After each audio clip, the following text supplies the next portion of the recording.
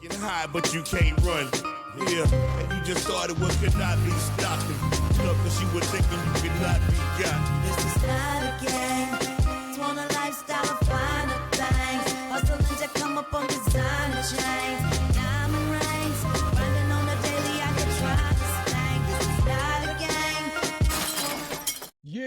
Yeah. Welcome to another episode of the greatest F.O.E show where we intertwine the cultures of hip hop and professional wrestling. I'm trying to fuck around with this dumbass techno board. You know what I mean? I'm trying to see. Let me see. Y'all niggas hear these niggas clapping in the background? Go, we hear it. Shit, we sound like peers. We out here on a non-live studio audience. This ain't fucking different world, nigga. This is the greatest. Yo, we Q got Hefner. Yo, we out here. Q Hefner. we Chief got a Valley. laugh track. Yeah. We out here with Q Hefner, Chief Valley, Sal DeFalco, Yo, my what's brother pretty Eddie good? Rock, Let's get it. aka OG Matt from the town. Hey yo, these niggas still clapping. Yo, I know we like the shit, but like, That shit is the longest applaud I have ever heard in my yo, life. tell them get the fuck out of here, yo. They taking mad time on the show. So, you know what I mean? Yo, We got all day we for need that shit, security or something. They were still going. Yeah, this is bullshit, yo. Hey yo, Trying to hijack the show. Right. exactly. What the fuck going on here, yo? Listen, man. Thank y'all for being here. Yo, today we are closing out season 3. Yo, Q, could you imagine? Yo, we really on fucking the end of season 3, my nigga. Like, we are on almost 50 episodes. That's on awesome. The greatest show. First of all, that's fucking due to clap right now. Where them people that was just clapping? They need to be clapping again. Oh, they just being lazy. They don't feel like clapping, so fuck them, yo. Anyway, but but today we are closing out season 3, and today is the last episode of 2025 entitled The Last Time Is Here. We are speaking on the career of Mr. Jonathan Felix Cena. Let's Junior, go, by the way. Cena. You know what I mean? Let's go, Cena Cena. sucks. Cena sucks. What do you mean? The guy in the kid at Make-A-Wish doesn't feel the same way you feel, Sal DeFalco. Now he does after the man gave up. You know what? We're not talking about that right now. We're gonna wait until the last 12 minutes of the show. You better stop prematurely ejaculating in this conversation. Whoa. I'm doing a Pulp Fiction. We starting from the end, and then We're gonna Start rewind from the that shit back. No, Nas rewind for your ass. fucking sticking. Yeah, I mean, little sticking Tarantino type shit. That's my new porno name, by the way. Hey yo, Tarantino. let's get on to this right now, man. Yo, we got a lot to cover, man. Cause John Cena was in this industry for 23 years, man, and maybe a little bit more, depending on how far you go back with him. Maybe in OVW. John Cena was a part of the greatest class to ever come out of OVW. I mean, we're talking about John Cena, Shelton Benjamin, Word. Victoria, by the way, which a lot of people forget about. You know what I Right. mean? Dude, Keith Orton. You know what I mean? Hollywood's own Dave Bautista and the fucking beast Brock Lesnar. Brock Lesnar. Like, Yep. come on, son. Yep. Dog, the Yep. greatest class to ever come out of like any developmental system, before NXT was even a thought in the industry's nutsack. Real You know quick what I mean? question. Sidebar. Quick question, Squizzy. Has there been another class that can even compare to that shit coming out of OVW since then? Nah, son. I mean, like Sal. No. correct me if Actually, I'm wrong, you but know I what? feel- I'm sure there is a better class, but you got to remember that wasn't the optics back then. There was a lot of people that came out, but the class we got is the class that we've been like, because to build up the character, they go back to those days. But I'm sure if you go back, there's a lot of people who, because, back then, the universe, the WWE universe was still in the Big Bang. You know what I mean? Wow. Like the business was hitting. You didn't, back in the days, it wasn't like the power plant or where they go train at. You didn't have optics into that. So a lot of that backdoor, hitting, now they realize they can make money off of it. We're going to give you more optics. But back then, they didn't have those type of optics. It was, especially with the WWE, it's straight product. Raw, SmackDown, Saturday night's main event. They weren't really talking about that. So I'm sure there's a lot of people. That's a good point. Yeah, A good point. Really good point. we talk about John Cena, man. He started as the prototype, right? Which I already knew he had a completely different look. He had a completely different look than everybody. You know what I mean? Hell, even when he debuted, and he debuted June 27th, 2000. The main reason I remember that because it's actually my dad's birthday, which also happens to be our brother Talib's birthday, right? So that's one of the dates that I just happen to remember. You know what I mean? But Sal, being the only actual, person on this, on this panel today that's actually had professional wrestling experience. Let me hear Tell that from to you my real wife. quick. Like, June 27th. What was that? Tell that to my wife. Professional wrestler. Woo! Yeah, headlock all the time. Yeah, I feel like Go that's ahead. I feel like that's the first episode on Q Hefner's let's go to school porno show. You know what I mean? I don't know what it is yet. Headlock all the time. It's called But not. Let's Get Personal with Baby Oil. Let's get personal. Let me ask you, Sal, like John Cena's debut sparked the ruthless aggression era as he walked in and smacked the shit out of Kurt Angle. Give me your thoughts on that, because like I remember when I first saw it, I was like, yo, I don't even know who this is, but that was gangster. Yeah, I loved it. It was a shocking debut. Yeah. Especially at that time, we never seen anybody really just pop up and go out and attack an established star like that. Angle was and then to have every week. a great match with him, and what was that? Right. Angle was smashing people every week with that open challenge. Yeah. Right. You're right. So, and for him to go toe to toe with them, and Angle like struggled, had to pull out a new that chicken wing pin, right? He had never done before. So yeah. Let's give Kurt Angle a round of applause for putting him over to a certain degree. Yeah. Now you're right about that. Yeah, and then for the Undertaker, for him to run into the Undertaker at the back, and put a stamp of approval on him. Yeah. And once again, a handshake. Undertaker put his hand up so they could pound, and Cena goes over the top to shake his hand. And remember, that is also something they didn't do back in the days. Well, give you the wink on who's going to get that push. Yeah. The moment Taker. That's amazing. The moment Taker stepped to him, it was like, and that's when the business started, really opening up the doors, because if you were really not just a fan, was watching long enough to where you understood the business. Okay, you start. It doesn't take long to pick up the storytelling. It's like, because Taker. When did Taker ever do that job a rookie? Never. He would always squash him. You know what I mean? So to this dude just got here and you already like, yeah, I saw you out there. Like, are you fucking serious? Oh, okay. Foresight. Well, okay, this is going to shortly be the guy. To your point, it speaks to Cena's tenacity and his drive, and never give up. Because the thing is that you're right. That push behind him and that marketing behind him, I heard that nigga. Was a setup. So he had to take that toll from them in that relay. He had to move. He had to keep going. He really had to push and make himself what he was, because that was the launching pad right there. They was already letting him know, we believe in you, dog. Like, this is it. Like you got to go from here. And that's just really now I'm gonna tell you. So I'm gonna say this, because when I say this, we might as well just get it out the way now and then do what we need to do. I was never really a John Cena fan. Him either. The person is admirable. The person, John Felix, Cena, he's admirable. The fan in me, being that I'm old school, I don't know any white person that ever portrayed that thugonomics thing that was presented to us. And I'm saying black folks. Like, I was this is Eminem and Mark. It was like Eminem and Mark Wahlberg fused. Yeah. Got you. Okay. You got rhymes, but that, that's the appeal. So I was sort of jaded, like, this is what you're going to put in our face? Now, Well, I'm gonna keep it real with you, the bro. I'm a business rapper component, myself. the business. Hold So on, that hold on. shit rubbed me the wrong way too. There's a. Yeah. You know what I'm saying? Like, okay, you coming out freestyling and shit, okay, but without getting into it, as a brother, my optics is like word, cool, okay. Yeah. It's wrestling though. It's wrestling. Mhm. Bet.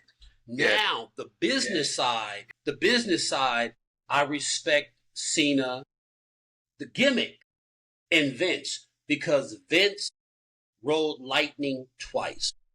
John Cena, I'm going to tell you straight up, John Cena, not the person, the gimmick, is a repackaged, rebranded Hulk Hogan.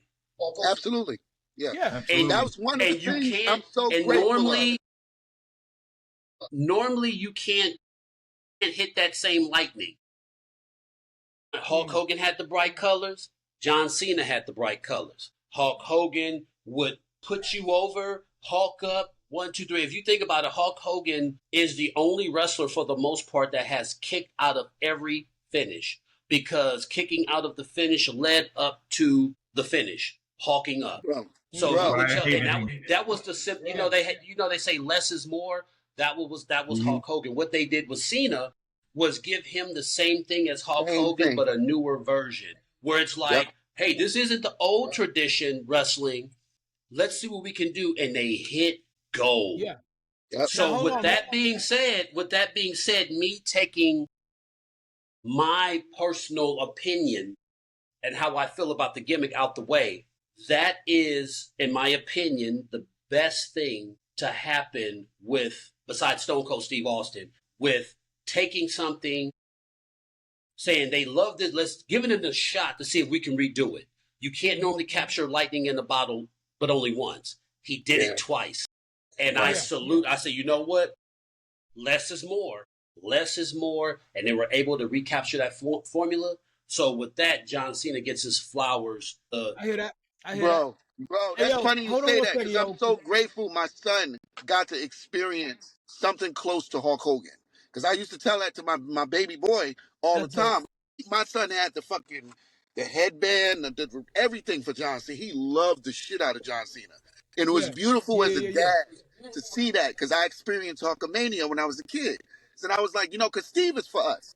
I always felt Steve is kind of like for the adults. He's for us. But my son got to experience in that. And that shit was like, I was like, oh man, this is beautiful.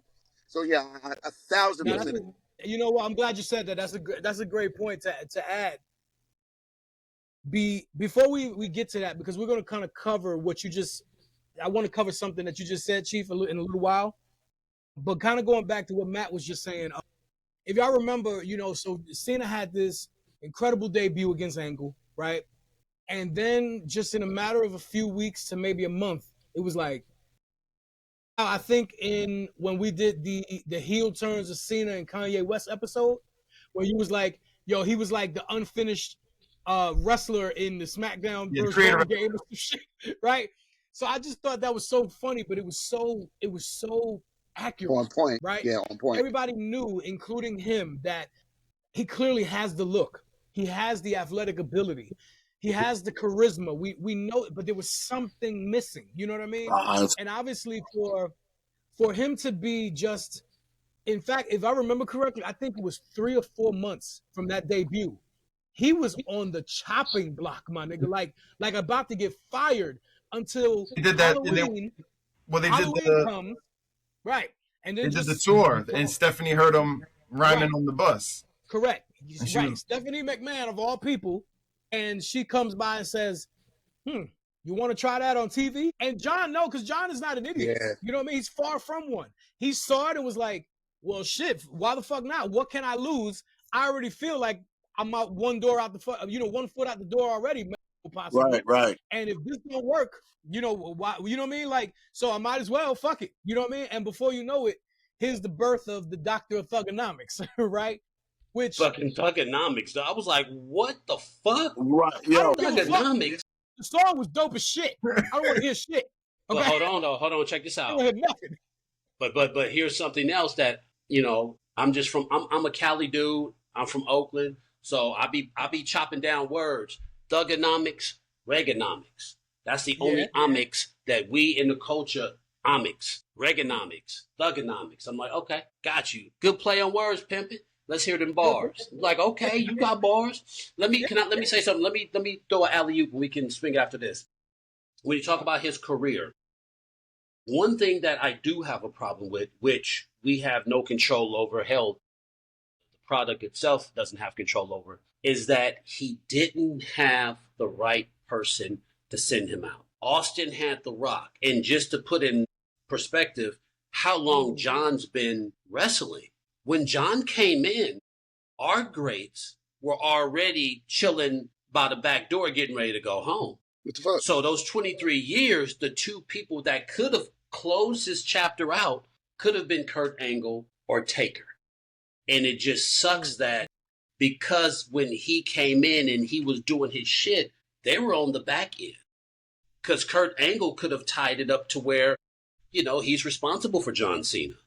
You know, you almost beat me. And I know in the back of your mind, that's still you wonder. Because of that, it started the fire to make John Cena. Story right there. Boom.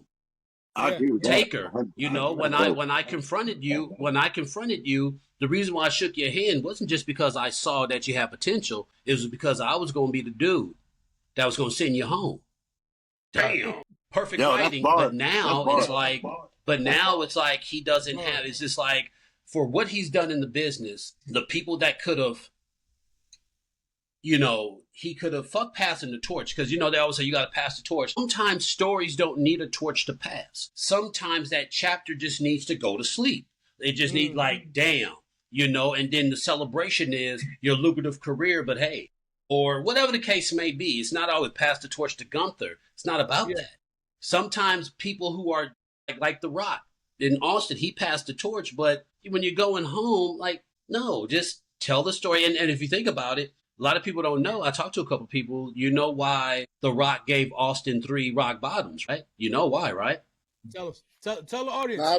Because it was their 3rd WrestleMania, and Austin had beat him 2 out of 3. So it was the 1 rock bottom for the first time, 17, and I think 19, and then the last one. 15. These things tie in together with John Cena and Gunther. It was just like, so I guess in a way, John Cena in the sleeper and you see him smiling, I guess that's just fuck it. Like, I'm going home. Fuck it. Right. I'm coming. Hold on. Let me interrupt because I don't want nobody getting ahead of themselves, because in case you haven't realized, we're covering stuff chronologically. Okay. I don't want to get ahead of ourselves too much yet.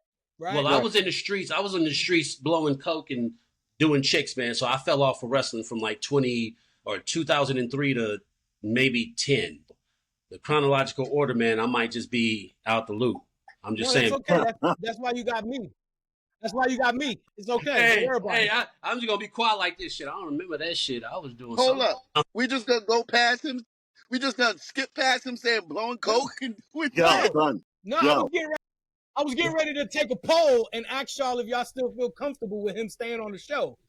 I mean, I feel like y'all would have said, yeah, cool, because I like this guy.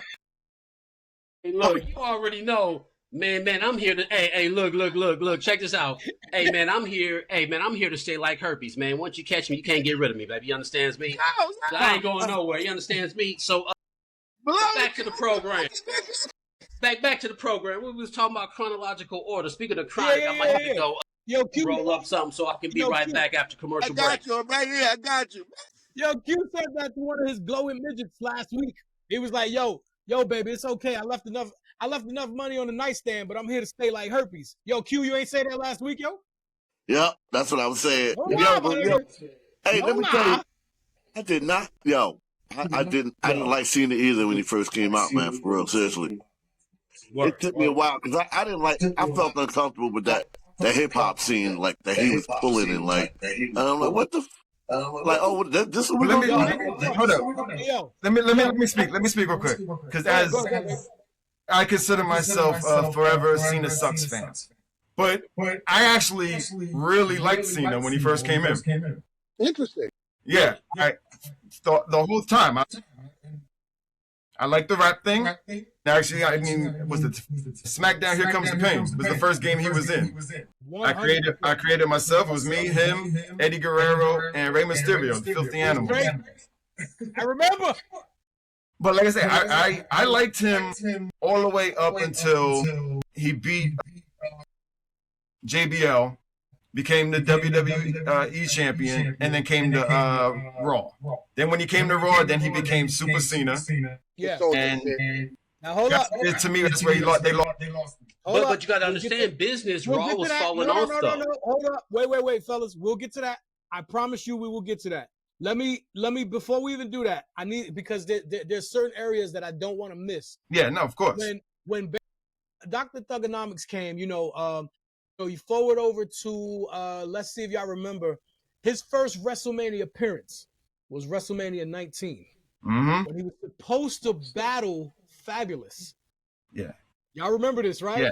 No. There was an open invitation to Jay-Z to come out on WrestleMania 19, but neither one of them fulfilled it. So Cena came out, and Cena said, fuck it, the show must go on. He came out, he freestyled. I was like, well, that was gangster. I love that shit. Did he have cardboard cutouts of them? Say it again? Yes. Yes, that's right. He had cardboard cutouts of Fabulous and Hov. Right, on the fucking WrestleMania 19 stage. Yeah, you're right. The thing is, though, man, like, where we from, he had to be a little bit, like, I know white dudes who got bars and, like, really in the culture, like, beat nuts. Yeah, but he had to dumb it down for the TV, though. We can look at it and be like, oh, yeah, dude, for real. Like, we can look at like, oh, this nigga serious. But you see, I was like, come on, like, that was just like, that was dope.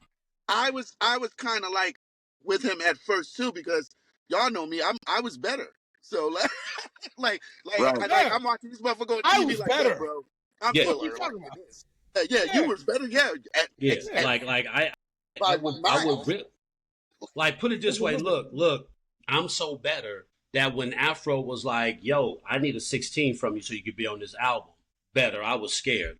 Like, what you mean, Afro, you want a verse? Like, yeah, I need a verse. I got a song coming out in like 3 weeks. Kick me a 16. I waited for like, yeah. So, but they just don't give us what we really want, especially a certain demographic. I mean, listen, like, obviously, a lot of it, I think Sal might have mentioned it a second ago. He obviously had to dumb shit down for television. Right? Yeah. But I ain't gonna front, yo. Sure, I felt a little way because I was a rapper and I was an artist, and and to me it was like a slap in the face. Yo, don't give me this bullshit because I do this for real. You know what I mean? Right. I am this for real. But then I'm sorry, when he had the balls, the audacity to come out with Trademark and actually create a fucking platinum selling album, by the way. Right. Yo, I ain't gonna front, yo. The Time Is Now was actually dope. Yeah. He got some shit on that album that's really fucking dope. And if you sit here talking some other shit, you tripping. Like, okay? Bad Man was the shit. The fact that he had legendary Freddie Fox with him. You know what I mean? Let's not forget about Freddie Fox was bananas and still is right now. You know what I mean? Like, no, it caught The Time Is Now is dope. No, it caught win. It definitely caught win. It's not a fucking hip-hop classic. You know what I mean? It's not like it's going to be in the fucking Illmatic and Reasonable Doubt tier of the hip-hop fame. You know what I mean? But it's, if we're using a source, right, Chief, back me up. If we're using a source, Bible Mike ratings, I'm sorry, I'm giving it 3.5 mics. All right, we cool. I think it's good. It's good. Right? You know what I mean? Yeah, I tell you this, in the terms of wrestling analogs, as far as music-wise, it's definitely top tier. It's definitely, because we got Fozzy, we got, it's mad albums that came out from different wrestlers as well, too. But it's definitely top tier, 100%. Yeah, come on, too. So that's a bit. Sir, be a fucking man, Hogan. Shit.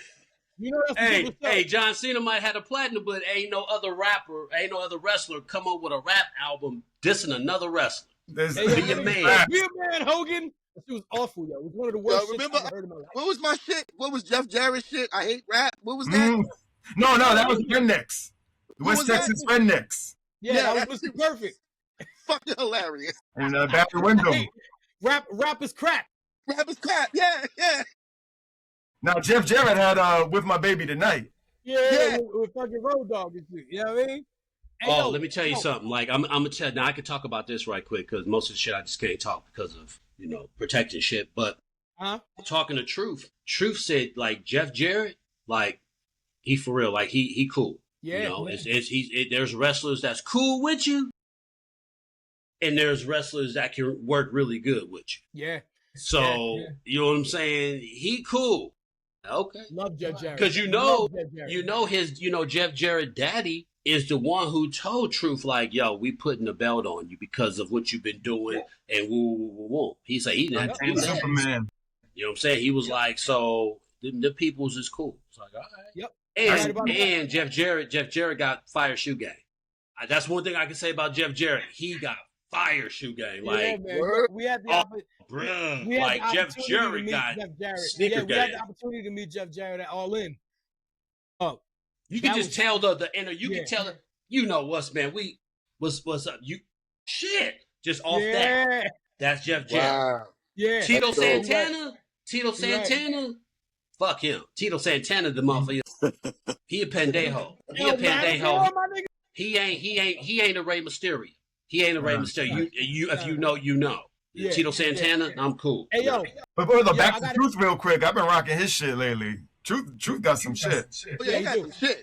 He got some shit. Yeah. You know what? I'm gonna let him know. I'm gonna let him know that because he's moving now, and he's doing his music, and for y'all to recognize that when I hit him up, I'm gonna let him know like, yo, barnyard flexing is my shit. Yeah. You know what I'm saying? Matter of fact, I was talking to his ass last night because I saw him because I seldomly watch the product. You know what I'm saying? Just because I talk to them and I'm just like, okay, whatever. When he was in the bunny suit, when he took off the head, I hit him. I was like, nigga, why you do the bunny hop? He was like, hey, dog, like I gotta make that it's a bunny. But I was like, you cut your dreads, and he was like, are you high? I'm like, hell yeah, I'm high. But I was like, the wave cap made it like it looked like you cut your shit because you got long dreads, like it just didn't look like. I was like, he did it on TV, and then they did nothing with it. 6 months ago, yo. It's ridiculous. What? He cut his dreads 6 months ago on TV. No, not the back. Not he the still back. got. Yeah, I thought he still had some. What kind of Hulk Hogan extension shit you talking about? Oh, so he did so. Damn. That shit gone. Because he was like, dog, I was talking to you. I was like, shit, when you talk to me, because we FaceTime, like me and True FaceTime. He was like, you saw me a couple days ago. I was like, shit, I'm high, bro. Like I ain't gonna be like, damn, baby, what you do to your hair? Like, I don't be paying attention. If I see you with dreads and I don't see you with dreads, you got him in a ponytail or the wrap. I don't know. I ain't looking at your head. So he was like, nah, dog. So I was like, I don't be paying attention. Hey, yo, I want to talk about. Let's get back to Cena right quick on the Thugonomics era before before like Super Cena started happening, right? There's something that I need to bring up because I don't know if any of y'all noticed, but do y'all remember when obviously Cena's rapping and fast forward WrestleMania 20, which was Madison Square Garden, he won his first title. He won the United States Championship against the Big Show, right? So shortly afterwards, y'all remember, everybody remembers his feud with Carlito. Yes. Right? Do y'all remember when remember Carlito's boy Jesus stabbed him in the parking lot? Right. Do y'all know who was supposed to be the person who stabbed him? It wasn't Jesus. Stab who? Cena? Yes. In the parking lot. Yeah, Cena had an injury, so they had an angle where he got stabbed in the kidneys in the parking lot. Yeah. What year was this? Fam, we're talking about like 05, 06? No, but I think before that. No. It was after 04 was WrestleMania 20. So we're probably talking about late 04, 05. Yeah. But what I'm saying is, obviously the culprit was Jesus, and obviously we all understand because he was Carlito's bodyguard or some shit. But fam, I'm here to break the shit right now. It was not supposed to be Jesus. Fam, it was supposed to be New Jack. No, I didn't know that. What? Could y'all fucking imagine, fam? New Jack. You know what? Hey, real shit. Could you imagine if it was New Jack? I think that would have destroyed the whole angle. That would have destroyed television. Not the angle. Fuck the angle. No. Peep game. No. I understand what you're talking about, but New Jack, because here's the thing. New Jack was so notorious that I think it would have taken the attention away from Cena. Because New Jack, people would have been like, this nigga, like, was this, if New Jack was to stab Cena, he did this shit already. Like, this ain't wrestling no more. Like, so it would have been like that. I don't think it would have been the time. I don't think it would have been the year to blur those lines. Because it would have just been unbelievable. Like, you mean New Jack who scalped dude? New Jack that threw the nigga off the what? That New Jack stabbed Cena? Like, fuck wrestling. Hell no. Like, we're not ready for this. Like, no, wrestling would have tanked because they'd have been like, this nigga really, if you know New Jack, this nigga really stabbed Cena. It would have blurred the lines to where, like, it would have destroyed the gimmick. Now, Jesus, straight hood. Cena being that, like, you little weak scumbag, you little whatever. Yep. It keeps the fucking attention on. But New Jack, Nick, hell no. Like, what? Now, you know what? Tell me this is true. Tell me this is true. Now, I don't remember. Now, I was in 06. I went to the Army in 06, September. And I'll never forget, I was older. So I ain't gonna say I had privilege over the younger soldiers, but the drill sergeants took a liking to a nigga because, you know, of who I am and what I, you know, like, are you from Oakland? You or whatever. Okay. I never forget, my drill sergeant, he was like, hey, Chappelle, you like wrestling? I was like, hell yeah, I like wrestling, drill sergeant. He's like, man, they got two niggas on here, robbed this old lady at the ATM and shit. They call it crime time. Crime time? I was like, we in the Humvee, listen. We in the Humvee going to the range, and we're having like this little, it was like a 20-minute drive, and he was like, yeah, man, wrestling, they got two niggas with bulletproof vests on, and he a brother, he from Florida, so we really chopping game. He was like, these two niggas robbed the old lady at a motherfucking ATM. And they were facing. Like, nigga, what? Because I ain't seen wrestling. I fell off from, I ain't gonna lie to y'all niggas, man, I fell off from wrestling, like when the Undertaker lost to when the Undertaker came back, like when Austin was Stone Cold. When did Stone Cold come? What year? 95? 94. So, like, I stopped watching wrestling around 2001, 2002, because that's when life, you know what I'm saying? So, but I remember, I was like, they got niggas robbing old ladies, because I'm familiar with gimmicks and works, but I'm like, wait, two niggas robbed the old lady? Right. And they were good, he was guys. Like, niggas scared the fuck out that white lady. That white lady was scared as fuck. I was like, you lying. And so me not watching wrestling, being away from wrestling, and you're mentioning that there was an angle where John Cena got stabbed, I had no fucking idea. Yeah. Like, what? Like, hey, yo, let me ask Q, I gotta put you into this conversation right now, because Q, and none of y'all know, Q's favorite rap group of all time is MOP. Mine too. Mine too, Q. I mean, the nigga, then Q, if his favorite group is MOP, Q, this nigga violent. Yeah, he violent, nigga. If you like MOP, you violent. Fam, we from Brick City, New Jersey. We ain't got no fucking choice. Oh, he from the Bricks. All of us are. Hold on. Well, you can't have a red pill to be violent. I mean, if everybody in this motherfucker. Now, look, I'm a Cali nigga. I'm from Oakland, but I know one thing, though. It's not Newark. It's North. That's right. That's what I do know. I know Brick City niggas. Right. You Brick City niggas, man. So since this is like a Mount Brick City, I didn't know I was around a whole lot of niggas from the bricks. Yeah, don't Q say extra syllables, yo. When Q say his favorite rap group is MOP, my favorite MC out the top three, Eminem, Sean Price, but the motherfucker who made me say, nigga, you a MC and you can rhyme about whatever, nigga, is Funk Dr. Spot. So the fact that I'm smack dead in the middle of brick niggas, and my motherfucking favorite MC is Funk Dr. Spot, much like herpes, nigga, I'm here to stay, nigga. I ain't going nowhere. I rolls with Brick City niggas. I fuck with the outsiders. Look, I fuck with the outsiders. I fuck with Young Z. Yes, sir. You feel me? me Like I fuck with Lords of the Underground. You feel me? Diesel Don, nigga. I fucks with Diesel Don. Diesel Don, Chief. Yo, nigga, Q. Come on, man. Let me bring Q into this conversation right now. Yo. So, WrestleMania 27. All right. This is a very important part of my life and important part of Q and his son and our brother Pumpkin, who's a part of this show, by the way. Word. WrestleMania 27, I found myself getting a call from Q. Yo, nigga, I could get us tickets in a fucking suite at the Georgia Dome. WrestleMania 27. The Rock is hosting or some bullshit, and John Cena is defending the WWE title against the fucking guy from the real world, because this is how Q that talks. shit was fire, son. And I'm like, you mean the Miz? And he was like, oh, that's his name? Yeah, nigga, his name is the fucking Miz. He was like, I don't give a fuck. Bring your bitch ass down here, and we going to WrestleMania. I'm like, fam, I sent him the money. Your man went to the joint. Your man went to go get the tickets. I stood at his house because him and Pumpkin was the first two who left Brick City. And for years on end, would call me to say, nigga, when the fuck are you coming down here? Right?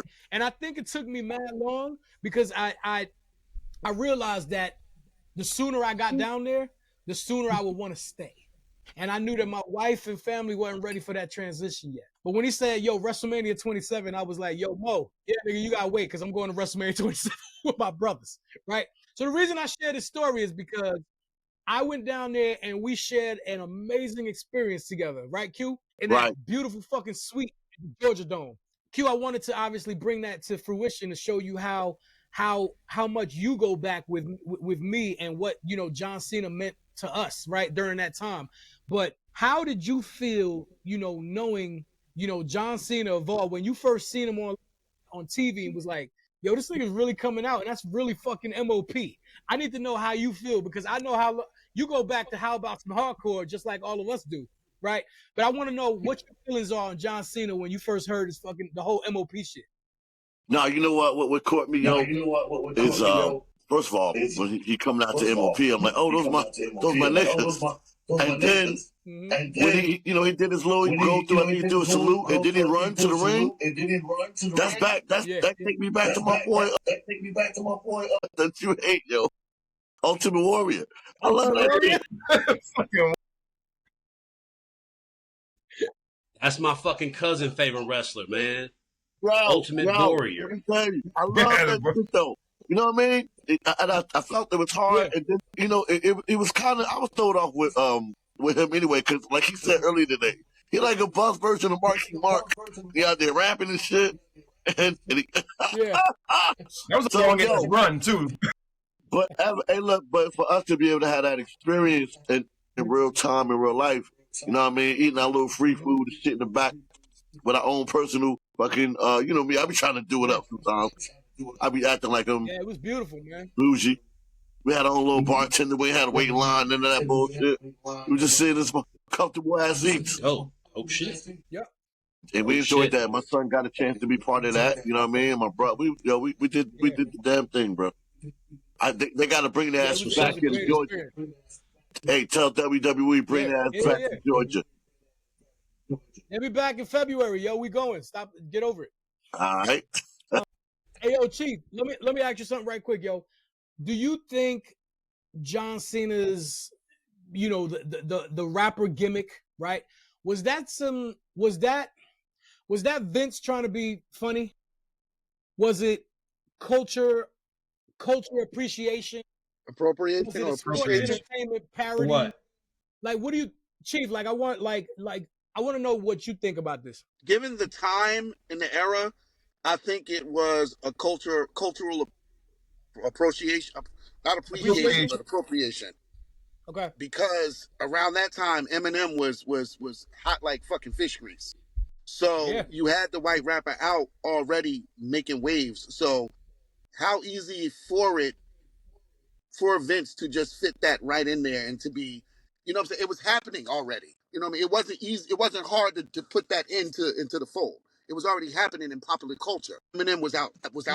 You know what I'm saying? So it was easy for him to just go ahead and slip that in. So it was definitely cultural appropriation. And the fucking Remember chain Vince around did the his neck whole with the lock. calling motherfuckers a nigga like backstage. Remember he said nigga? You talking about do-rag Vince? Yeah. All of that shit was definitely cultural appropriation. Yeah. Remember when he told Sheldon Benjamin? You know the word. Remember when he told Sheldon Benjamin when he was about to hook up with Triss? She had on the towel or something? Yeah, the FCC wouldn't appreciate that, so I'm going to have to see yourself out.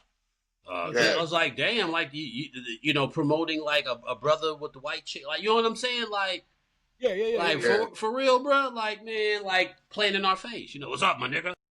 Yeah. Like, word. But here's the thing. Vince is a whole other fucking show, yo. But here's the thing with marketing. It works.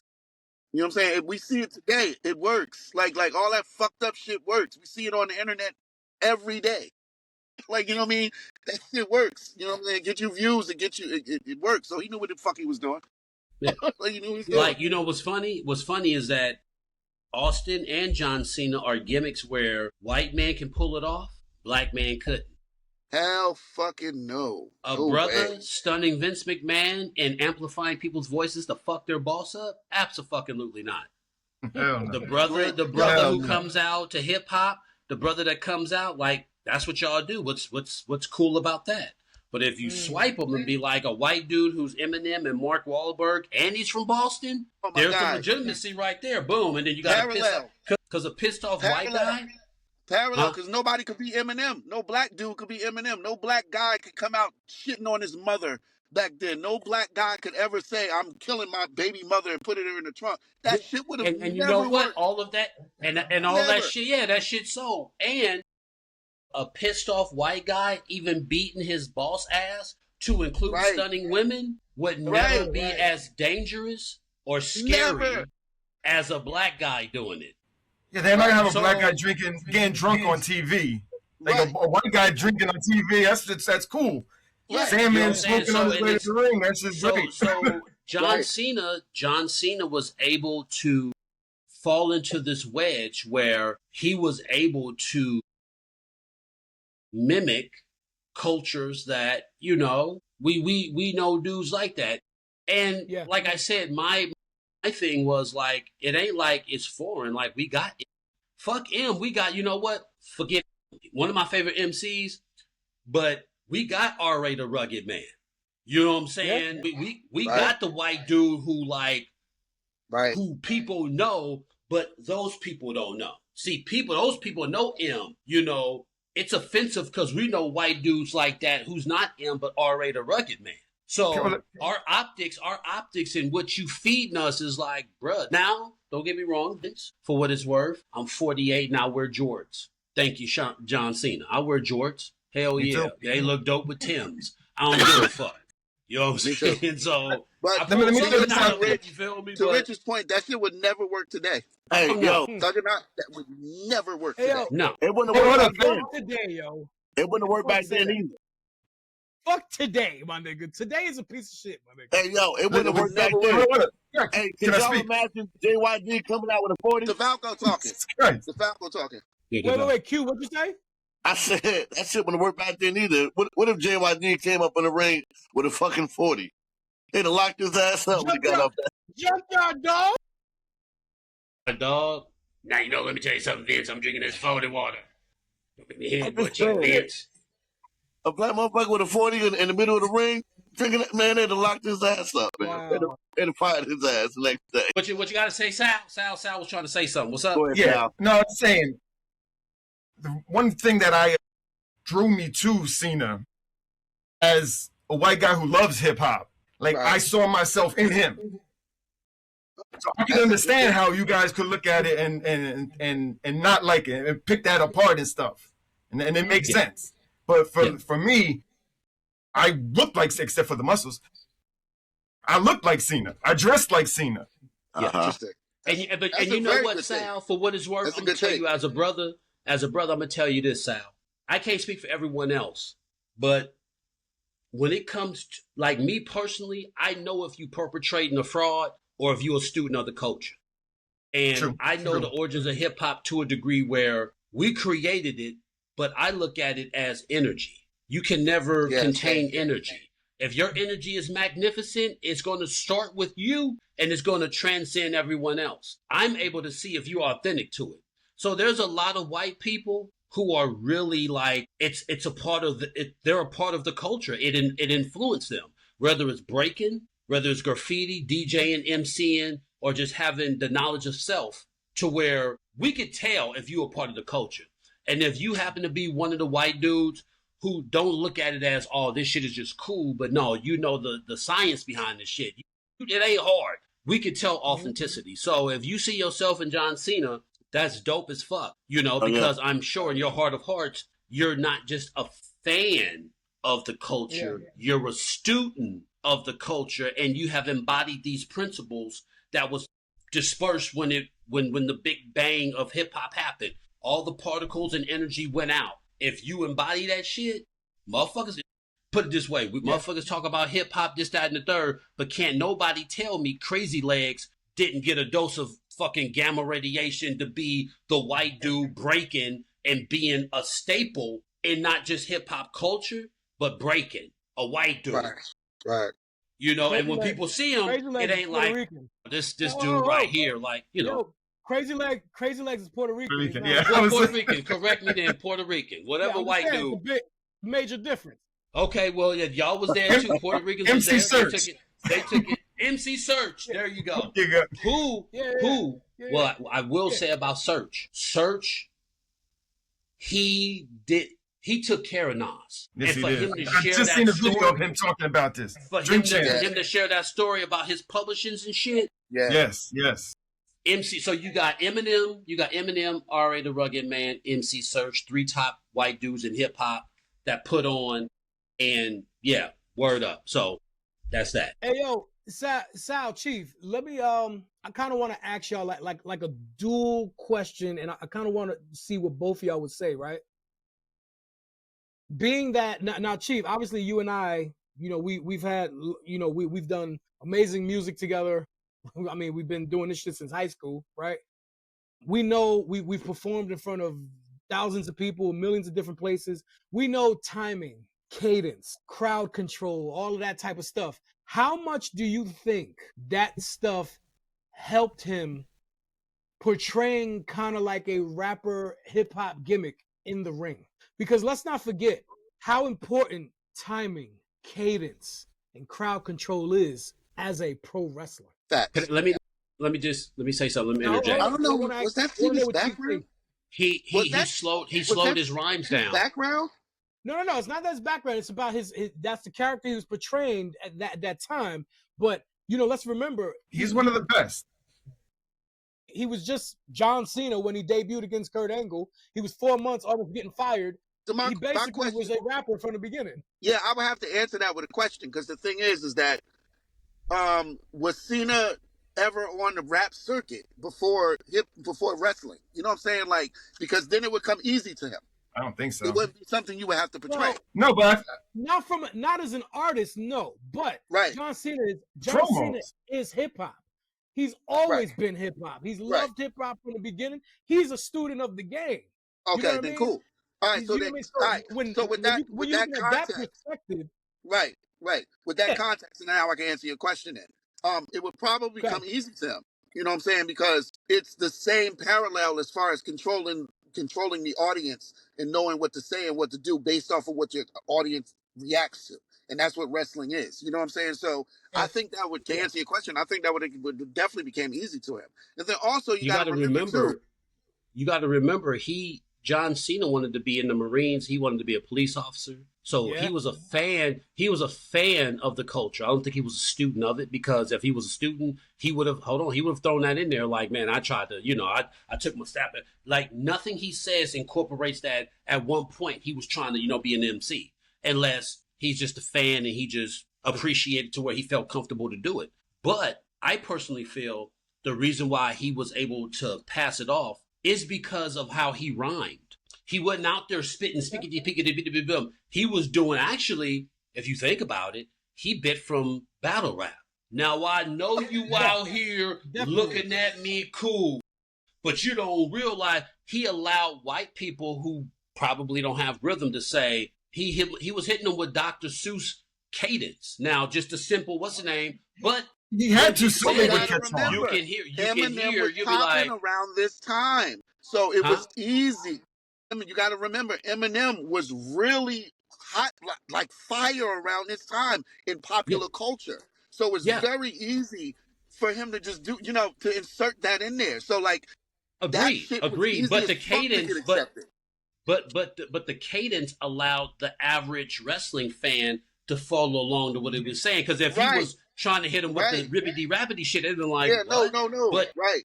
And then when he talk about, and then he can say something like, Stephanie, I'm looking at your butts, but The Rock, you can get these. And it's like, you knew what he was going to say after, or, you knew. It's like when we had the punchline. So to aid in what you're saying, Corey, I think the cadence of his rhymes allowed people who didn't give a fuck about hip hop follow along to what he was saying. And then they can get the punchline, or they can get the metaphor or the double entendre. And then, for what it's worth, he's roasting people too. Like, he's talking about Stephanie. Like, he's really battling people, So it's like... Yeah. But they always do. Even now, when the Usos and the New Day, whenever they had they battles, they have to have that slow cadence so people could hear it and understand it. And it's all about that final bar, that punchline. Because I don't think like me. I'm an MC. And I can honestly say, ain't nan nigga ever wrote a rhyme for me. Ever. So I know how it is to write and construct bars and remember your rhymes and shit. So I can say John Cena probably wrote his own shit because like the hectic schedule, because you got to be dope. Like, everyone think rhyming is cool, but you got to remember your rhymes, bro. Like you got to, and it's hard. And motherfuckers be smoking big weed, and you like, it's hard to, to remember your rhyme. So I think, as much as a fan as he was, I think he wrote his own rhymes because it was just too crisp. No, he did. You know what I mean? So I got a question because I want to move on to because I got other things I want to cover, right, in terms of like a timeline. But before we move on to, somebody mentioned Super Cena earlier, because we're getting ready to get to that. But before we move on to that, sticking on the whole hip hop aspect, right? And the fact that, New York is the birthplace of hip hop, right? And I'm saying that because I'm going to get back to something in a quick second, right? There was obviously a lot of people, I don't know if this was a section of hip hop or the music or the culture itself that didn't like, I don't know if it was culture appropriation, as we were talking about earlier, or they didn't like that Cena was some white guy and he's trying to portray a black rapper and all this other bullshit on national television, right? The fact that was happening and that ECW One Night Stand happened at the Hammerstein Ballroom in New York City, which is the birthplace of hip hop. ECW One Night Stand was one of the most insane times in pro wrestling history, right? Raucous. The audience was one of the most rabid audiences ever, okay? And sure, there could be all kinds of, well, it was the ECW audience, which was already a fucking gang of lunatics, right? Or it was, well, RVD is our guy, and he's facing the guy that Vince is trying to, push down our throat type of thing. And then it's also a white guy who happens to be trying to take this rap shit like it's a fucking parody or something. My thing is this. There was a lot of things that you can contribute to why it was such a crazy atmosphere. I'm just trying to say, like, it takes a lot. It takes a special someone to still go through all of that shit that John Cena went through that night and still came out. You know what I mean? Still made it through because... And not anybody could have went through that. Mm-hmm. You know what I mean? Like, what's any of y'all, like, just chime in. Like, not anybody could have went through that. So what happened? It speaks to what I was saying earlier about his tenacity. Okay. So you had a question, or were you saying something? No, I'm saying, all right, so you're saying he was at this and it was, nobody would have wanted to go through that. I don't know what that is. I wasn't there. What'd they do? They beat him up? They shoot him? Stab him? Hit him in the head? Nah, this is not the fucking greatest hits of New Jack, nigga. Like, that was 20 minutes ago. Yeah. Yo, we are talking about ECW One Night Stand it was a pay-per-view. It was a show, like an ode to ECW that the WWE put together, right? And RVD, which is another one of your boys, Rob Van Dam, right? He was challenging John Cena for the WWE Championship that night. And one of the most historic fan signs in the history of pro wrestling, there was a guy in the audience that had a big ass white poster that said, "If Cena wins, we riot." Actually, it was a banner hanging from the rafter, from the balcony. I'm just trying to tell you. Could y'all imagine if John Cena would have retained that night? Yo, fam, I think somebody would have got killed. Like, and I'm not playing. Yeah, that shit was It would have been like Terry Funk and Cactus Jack, everyone throwing their chairs in the ring. That is a great analogy. Yes. Sal, was we at your crib or was we at Hooters that night? Because I remember that shit. Man, I don't know. I think we was at Hooters. I don't remember. We probably were. Wow. Yeah. No, we had to be. Yeah. Yeah, because I remember the whole place. I remember that. We definitely were there. That was fucking incredible. That's one of the craziest moments in pro wrestling history. You know what I mean? And like I said, I just wanted to make sure that niggas know that as much as John Cena is very, cookie cutter, Make-A-Wish John Cena, Vince McMahon's creation, all of that bullshit, don't front. You know what I mean?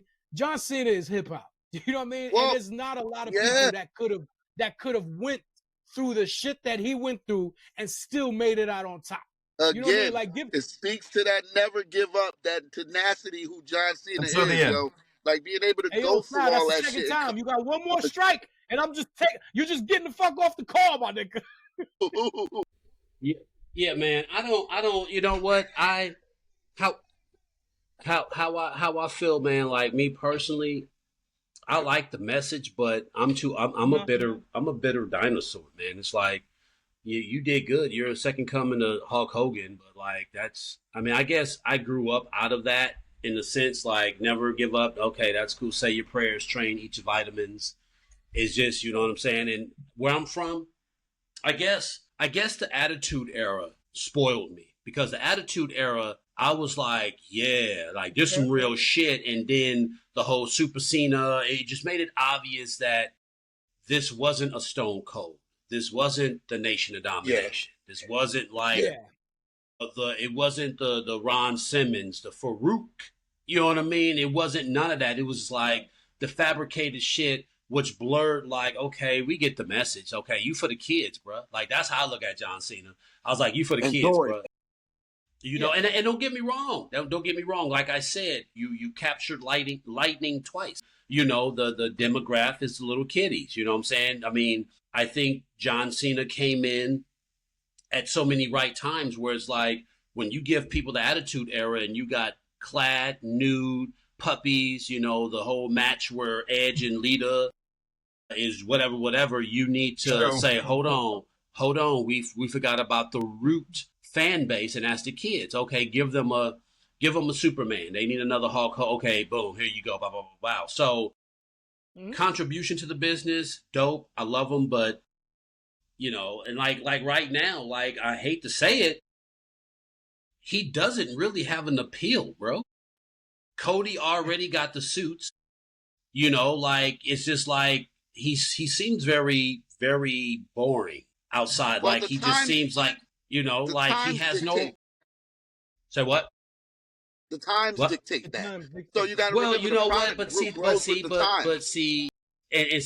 the thing, though. When you say time dictate these things, if you represent a culture, you have to represent it. Like the suits and shit, bro. But the culture evolves. But if you're growing up with, real quick, if you're growing up with WWE, if you've been watching the product as a kid, like you get older. You know what I'm saying? Like so. Yeah. I'm not gonna stay the Attitude Era because now I'm 48-year-old Chief. You know what I'm saying? No. I'm talking about. I'm not. The product evolves with the character to me. Like, you know what I'm saying? So now, I'm not talking. I'm talking about. I love the fact that my son has a superhero. Like, you know what I mean? So like, no. I'm talking about him to be Chief. I'm talking about. I'm not talking about the gimmick. I'm talking about like after the wrestling. Like, I'm not talking about like the John Cena. I'm talking about like now, like the transition. Like, I've always wanted Cena. I've always wanted Cena to do like The Rock. Like, for what it's worth. I mean, wrestling for the most part, talking to a lot of the minorities in the business, you get that money, you get the bag, you enjoy wrestling, and if you're lucky, you have an opportunity to set yourself up for different avenues when you get done. That. So when I look at John Cena, once again, like, you know, he's a fan of hip hop, you know, blah, blah, blah, blah, blah. He had all this shit, and walking out the door, he's in a suit now. He's, you know, he's the whole, what's the name? I'm like, you know, once again, when it comes down to people who say they are a fan of the culture or with the culture, when they're in interviews, they're in suits. They're presenting themselves opposite of what the culture is for us. So when we have these deeper conversations, I understand formal attire, this, that, and the third. At the same time, fuck that. If I'm not going to be in a board, if I'm not going to be in corporate affairs, I'm going to be representing that culture that I siphoned from. Oh, I'm a part of the culture. Don't get me wrong. Wait. Dressing, hold on. Dressing up, being cool, but me at 48, I'm like Willie D. T-shirt, sneakers, and jeans is how I feel. Because you're going to either accept me for who I am, representing what I represent, or not. Now, playing the games by your rules doesn't dictate how I dress. If I'm a part of something, you're going to see I'm a part of something. I am a grown man. I know it's appropriate. We're going to a formal dinner. I ain't going to show up in, you know, like, yo, what's good in this bitch? I'm going to have a polo shirt on. I'm going to be like, whatever. Yeah, of course. Yeah. So moving transit, like, okay, prime example, look at R-Truth. Look at R-Truth and how he's moving. Look at Look at Steve Austin. You ain't even got to go to R-Truth. Look at Steve Austin. Every time you see Steve Austin, he's Stone Cold Steve Austin. No matter where I go, I'm in a damn shirt. I got my baseball cap and some damn boots. Yeah, I know what you're saying. So, when we talk about so once again legitimizing John Cena and further endeavors, my optic, my perspective, like when I see this dude, I'm like, oh yeah, he ain't really. There's nothing that says he represents us whatsoever, or not represents, or he's a part of that culture. So I agree with that. I know what game he playing. I know what game he's playing, and I ain't mad. It's like The Rock. The Rock is half Samoan, half black. That's what's up, but I ain't never seen a nigga talk about black shit. Ever. Not for me. When we talk about certain things, I'm a fan. I love the business. I lightweight know a little bit about the business. But when you say, I'm a fan of hip hop and these artists, blah, blah, blah, blah, blah. But then when I see you all, you know, I'm like, oh, okay. So it's when it's convenient, right? Because there's nothing. Let me jump in. What I would probably say, hold on, you know what I would probably say to that? There's a fine line between being a fan of the culture and the culture, right? There's a fine line between that. I think John Cena has always been a big fan of the culture. Yeah. And I seen that and I appreciated that. But I never looked at him and said, he's the culture. Nah, nigga, I'm the culture. Correct. Yeah. Chief Bally is the culture. You know what I mean? Right. Al DeFalco, Eddie Brock, QJ, we are the culture. You know what I mean? So when I see you crip walking, there's a fine line between that. But if you're crip walking and you ain't on I game, never seen John Felix Cena crip walk. No, my analogy is you love crip walking, but at the same time you ain't really, you know, you just like this shit, right? So that's right. I'm a West Coast nigga off rip. Like, you okay? Yeah, word up. Okay, yeah, you see, but you ain't okay. I got you. Yeah. Hey, look. I'm not gonna hate you, but understands me, man. I'm sharp like a sword from Hattori Hanzo. I'm peeping. Like, okay, bet. So when we talk John Cena, I talk the whole totality because moving forward, we're not gonna have that because if he's gonna stay around and try to navigate and this, that, and the third, that means we're going to get more of John Cena, who he really is, not the gimmick. So what are we seeing right now? Oh, I'm in suits. I'm in this. I'm in this. Okay. So the thugonomics. So you're a thugonomics. We all grow, but at the same time, we can look and say, okay, yeah, like any one of us. Oh, yeah, we see what's up, bro. Yeah, okay. There's an element. There's an element of something. Okay, cool. You know, you just ain't the okay, you tapped in. Well, He ain't tapped in. He dropped the thugonomics for the kids. He's like, his signature move was and you know what? We can't sell once again, that's sort of dangerous because now you got little kids thinking that what the fuck is you doing, partner? Like, where you from? I'm just keeping it solid, like granted, you know what I'm saying? But I want to see where he goes later on because much like Cody wearing the suits and shit, I'm not anti-suit, but suits have always, let's keep it real, amongst our demographic. After a while, we understood what the suits represented. It really didn't have much to do with us, right? You know what I'm saying? Them suits, unless it was somebody died or a wedding, niggas ain't in no suits, even in the job interview. The suit always represented the heel turn in wrestling. Anytime somebody put on a suit, Jack, it always represented the heel turn, bro. It was always looked upon like this. So I mean, like I said, like John Cena came, right place, right time, contribution, fucking phenomenal. Will not take nothing away, but when we start blurring these lines, like you look at Austin, you look at The Rock, you look at these people, even Undertaker, you see, and it's just like, okay, everyone, you look at Batista, you look at all these people, and they've all given off something that's like, okay, we see what it is. And with John Cena, because, Austin never, he stayed in this lane. It wasn't, let me get a little bit of this, let me get a little bit of that. So when you talk to black folks, because there's we love this shit. So when you start saying, I'm a fan, or you tap in and woo, woo, woo, and later on, you don't use it no more. And it's not being a part of your vernacular or the part of the culture. You're like, I'm a fan of this shit. When you're a fan, is it conveniently being a fan, or you're a fan that it's like, like, cause check this out. You never see John Cena even Lassie Daisy. It's a gimmick at the expense of our culture. And that, unfortunately, from not just a fan, a black fan, I do the Tony Yayo. I do the Tony Yayo. Even with that, like Tony Yayo said about, but my point is like, it's just disingenuous because once again, like Hogan saying nigga, we constantly get attached to these gimmicks, these characters, and then you realize some of the motherfuckers is at our expense, bro. Like, fuck. Like, word? Like Hulk Hogan, you know what I'm saying? When he said nigga, like, do you know how many black people loved Hogan? And then that was just like, right. And it wasn't even I think fuck when it was like the Godfather. It's like one of them slow piercings looking you in your eye, piercing your heart. Same thing with John Cena. Your best shit was the thugonomics when you came out freestyling because you had people going spending $300 for a Mitchell and S. Because Jay-Z was like, that shit played out. John Cena like, I'm bringing back shit. Let me go get a throwback. And then you see eventually it's like it was just a gimmick, and it's like, damn, man, like where's the wrestler? Where's the white wrestler that is a part of our culture or tapped in and appreciated? And when they move forward, it's always going to be a part of them no matter what, and they show it. They don't hide it. It's just like, this is who I am. A younger Stone Cold Steve Austin who kicked it around niggas. I don't fucking know. He's out there somewhere, but that person who's going to give the younger generation that message. Cena would have never been able to continue that, though.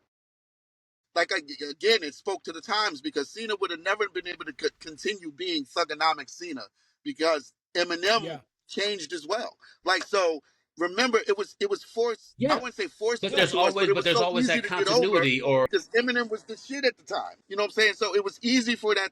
It was more acceptable to digest. So he couldn't be Hulk Hogan if he still did the thugonomics. Let me get in this real quick. Because I said this in one of the more recent shows that professional wrestling has always been a reflection of what's happening now. Big facts. You did say that. It's always been like that from the beginning of time. Yeah, you did say that. Yeah, I remember that. So, but our story is missing though. Just so we can move on from here, the next set would be Super Cena. Yeah, we're talking about 2006 to 2012 area, and when you really look at it, he had already shied away from rapping. Because he only released that one album. You know what I mean? Yeah. And at this point, it was really, all right, let me focus in on wrestling. Let me focus in on this only. Yo, that was dope. That was a chapter in my gimmick or my character or my personal life, whatever it was. But let me focus in on this because let's be real, yo. Cena has never been mistaken as the mat technician, right? But let's not front and say that he didn't have classic matches with Edge, Randy Orton, obviously Kurt Angle. Fuck, son, the London masterpiece on Monday Night Raw with Shawn Michaels. Chill, son. The parking lot brawl and feud that he had with Eddie Guerrero. Eddie Guerrero. Yes. Eddie Guerrero, if he was still here, God rest him, because y'all niggas know how I felt about Eddie Guerrero, right? I love Eddie Guerrero. Eddie Guerrero said John Cena was one of his favorite people. Yep. You know what I mean? And one of his favorite people to also work with in the ring. There's something super duper special about somebody that can have a match with fucking Umaga. By the way, Sal, you remember how much we loved Umaga. Right? No, that was some fucking matches. Him and Umaga. Cena and Umaga's feud was fucking brutal. Why was Umaga the only person he couldn't F5? I mean, fucking AA. He always fell on his face. But what I'm saying is the fact that you can have a match with the fucking with Umaga, the great Khali, who everybody knows Umaga was great though. Right. No, Umaga was great. Then you have classics. Not just but I was good. No, you have classics with AJ Styles. And fam, AJ Styles is my favorite wrestler of all time. And you talking about the fact that you can adapt to style. Yeah, that was insane. You know what I mean? Like, he had the super. Fam, Punk. Cena was right there with the, the inception of the Nexus, right? She killed. He was right there with the feud with CM Punk and the whole, Punk winning the title and the, blowing a kiss with the title and running off in the crowd. Like, dog, your man has been a part of some of the most monumental things we have ever been a part of. You know what I mean? Hey, truth. Not just moments.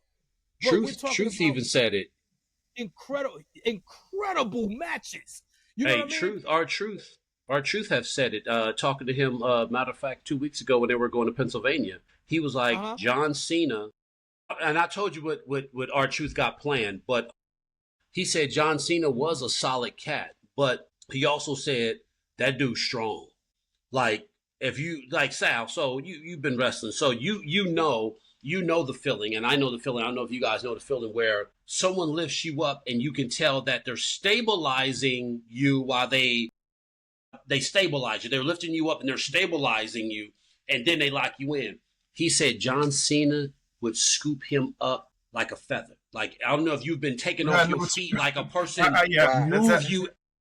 Yeah, in unison. Like, he's like, John Cena was picking. He's like, I've seen John Cena pick up Big Show like a baby, like a feather. Right. Like, he picked up, he said, he picks me up like John Cena picks me up like I'm a stone or something. He was like, so to his testament about the matches when he got Big Show and Edge in the F.O.E. You know what I'm saying?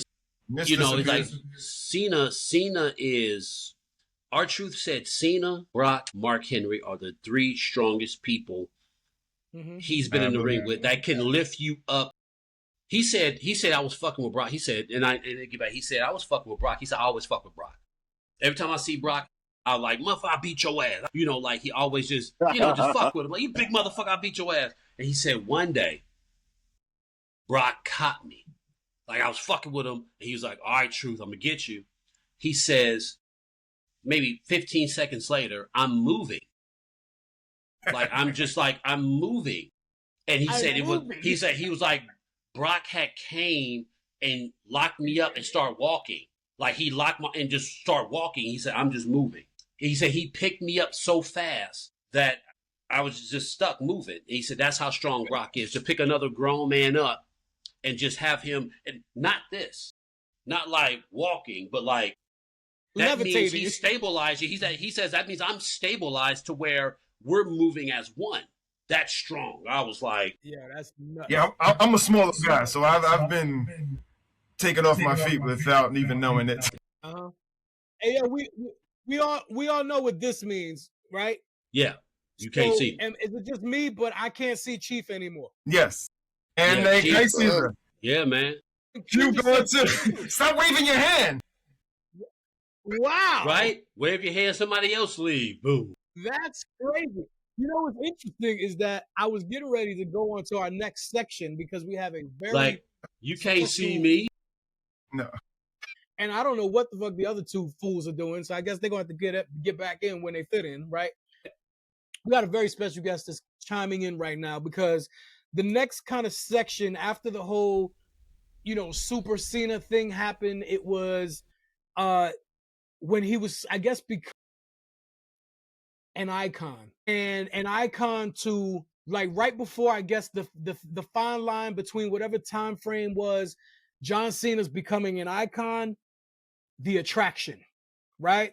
And we're talking about 2012, 13 to maybe like 2019. So anyway, I'm going to bring on somebody who probably could talk even better than we can because we're talking about somebody who was, I guess, a part of the younger audience, John Cena and the kids in the audience. You know what I mean?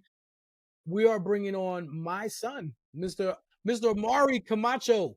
Let me see if he can get on right now. Mari, What's good, brother? What's up, baby boy? You all right? Can you hear us? What's up? Good. Can you hear us okay? All good. Okay, good. Well, there was like 13 people on before you came on, and then Sal did like this, and then all of them erased. Your like father did that first. I don't know why this is happening, but this is the weirdest thing ever. I think you chased them off. What was going on? But anyway, Mari, so we've been on, for about an hour or some change talking about this career of John Cena, right? So right now we are talking about the era, which I think kind of makes a little bit more sense of when you started having memories, right? Let me ask you something real quick. Like, what's your first memory of, hey, my dad is a wrestling fan or he's a lunatic? Do you remember? What's your first memory of that? I think I can answer both questions with one answer. Okay, what is that? That being when I first saw your reaction for John Cena winning the world title for the 16. I think that was the first time I really saw it that I could remember in clarity. Okay. I mean, you remember us, always getting together and putting WrestleMania cards together with your brothers and your sister and your mom. We've always been a wrestling family, by the way. Right? So let me ask you. So when do you remember? I guess. What are your first memories of? Hey, that's John Cena, and I think I kind of like him, or I think I don't like him. Do you remember that? My first memory of that specifically was WrestleMania 28, his match with Rock. It made me, I think the storytelling that went into it, I guess made me think he was as good as like people say he is, because I didn't necessarily understand the hype behind it. You said with The Rock? Yes. Okay. Oh, so you're talking about first one. Him and Cena's first match, or like when, okay. So do you remember WrestleMania 27 when Cena and Miz, or no? I remember it a little bit. Yeah. Okay. So you really remember when Rock and Cena met the first time, and then when they met again the following year? Twice in a lifetime. That's right. Twice in a lifetime match. You know what I mean? Yeah. Right. WrestleMania 28. Something like that. Okay. Yeah. So, tell me, what do you feel, because that was during your time frame, because let me see, you were born in 08.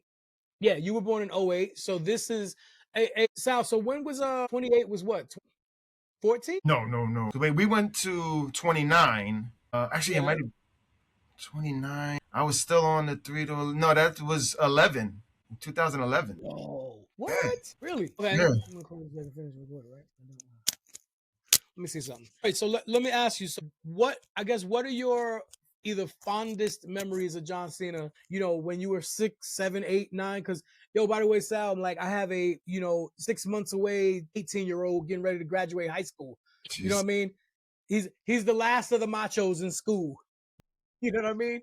So for the kids. You know what I mean? Tell me what you remember, Mari, and what was your either your best or your worst memory, like whatever it was. Tell me about it. I think I think my worst memory my best memory was seeing Cena win 16, in my opinion.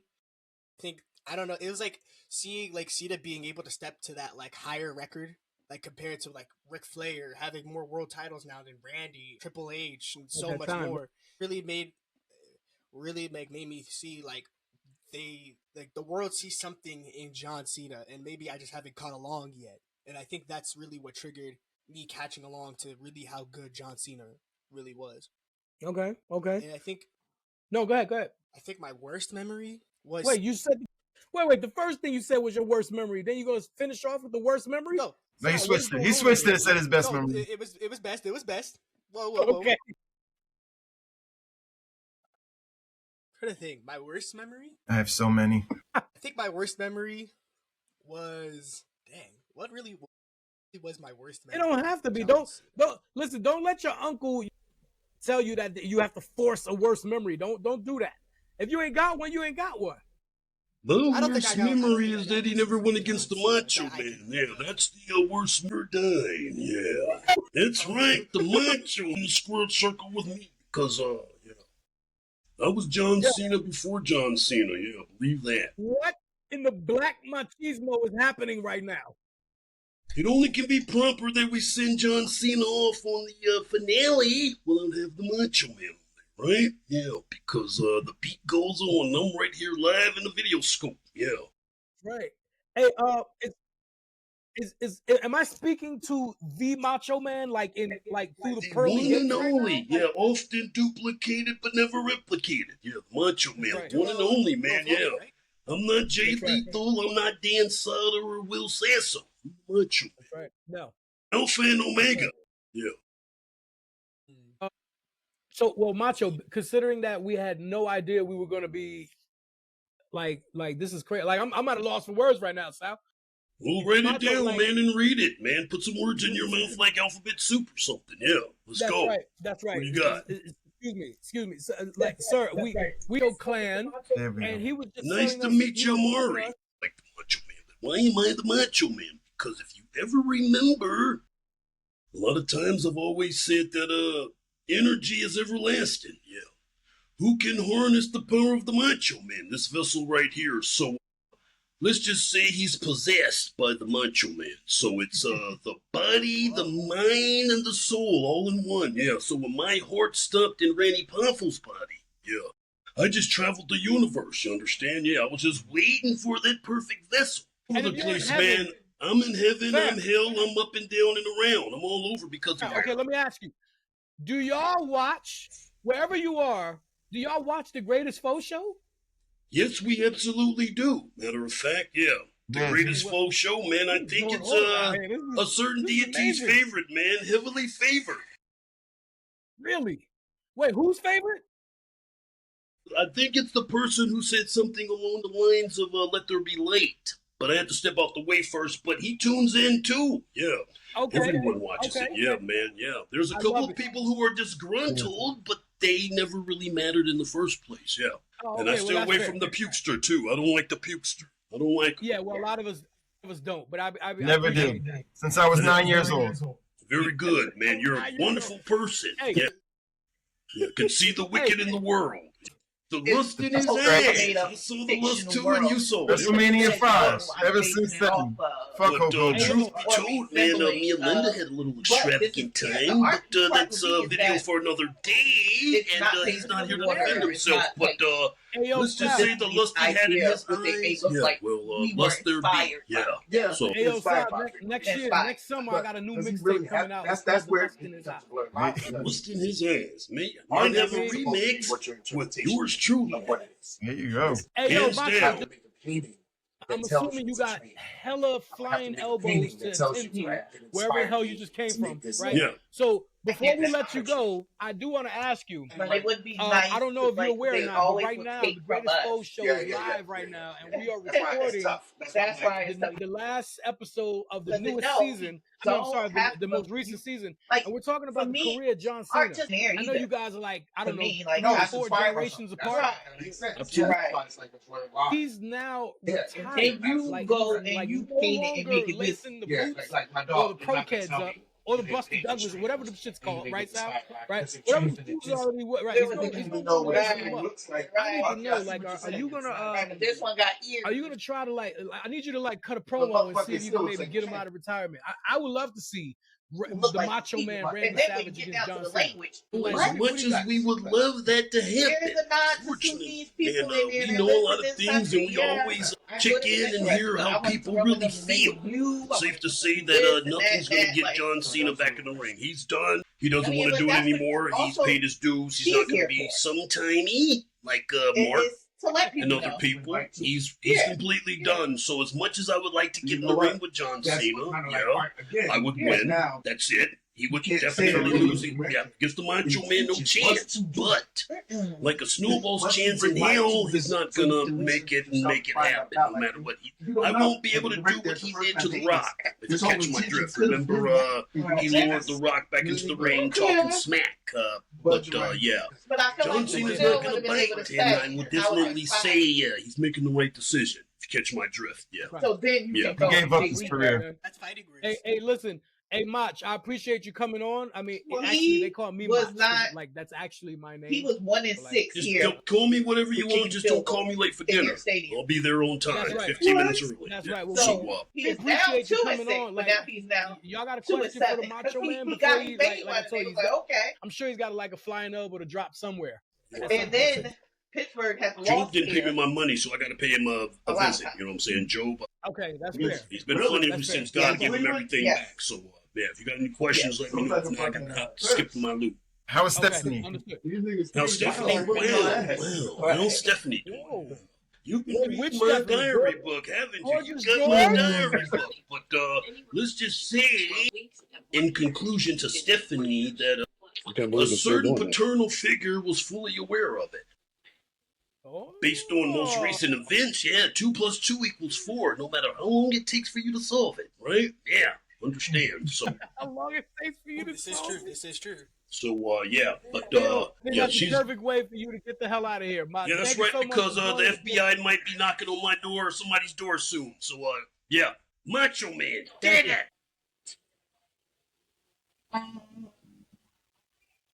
What in the blue fuck just happened? What the hell? Wow. Good times. Okay. Sometimes you need Well, that. Mario, I felt like we were actually asking you like a real question about. So I don't even know what the hell I was asking my son. He still never said his worst time. I never was said his thinking I word. was going to. I didn't have a worst memory. Hey, no, That Mario. completely You threw and me off I, guard. no. Right, You right. and I were talking recently that there was something that you really enjoyed John Cena during this time. The U.S. title, the U.S. title run. The Remember? open challenges. Yes. Yeah. talk- That tell I us did about it. like. I did enjoy the Yeah, U.S. yeah, Open yeah. Challenge. Tell us before That was legendary. before we let you go, because we have a show to get back to. Oh yeah, there's Q Hefner trying to get back in. Yeah, let's get him back on. Hold on. Yo, this nigga Right. in bed. Yo, what are you doing? Yo, man, Yeah, it you wasn't can't- working. You I can't was come trying on to the get show. First of all, fam, wait a minute. You cannot come on this platform laying down on your bed. That's crazy. Especially when we have It wasn't working. Yeah. Q, whatever you were doing, we were joined by a special guest, which happens to be, as you can see, my youngest son of the Camacho clan. I see. He's on the call right now with us, talking Yes. to us about his memories of John Cena, right? Yes, But he's getting ready to get off. But yo, Mark, tell us what you thought and why you thought the U.S. Title Open Challenge was so dope. Because I remember you telling me that was one of your favorite times. The U.S. Open Challenge really opened up Talking to doors your mic. new Your mic is far away. It really. Darn. It really brought out more opportunities for new opponents or new contenders from all over. So that was really cool. You get to see new faces against John Cena that you might have never expected, which led to a lot of debuts of some other superstars that are currently very well known and enjoyed by many others, like Kevin Owens, Sami Zayn. Would have never expressed those two in a way if it was not for the open challenge. So I think it has those legendary moments, which then led to a whole sequence with Kevin Owens and a whole story. And Kevin Owens was able to beat him that first try, and that led to a Let's lot go. of One of my favorite matches. Amazing. Yeah, absolutely. Yeah, absolutely. Yeah, Sal, you know how you and I both feel about Kevin Owens, man. He's tied for my fourth favorite wrestler of all time. Very up there for me, man. Love KO, yo. Him and Eddie are my tie for number 4. Hey, you ain't getting no argument from me though. No, that match, actually, argument. the him and Cena. That was the match, the first time that Maya seen Kevin Owens, and he's our favorite wrestler. So. Word? Yeah. Oh, that's dope. That's dope. Maya is Sal's daughter, by the way. Yeah, that's dope. That's dope. Well, that's beautiful, man. Yo, Mari, thank you for coming up and joining us for a little while. Is there anything else you want to say? You want to mention or anything? You got any questions for anybody? Are you good? I would like to. Y'all asked me what is my best and worst memories of John Cena. What are y'all's worst and best memories of John Cena? Okay.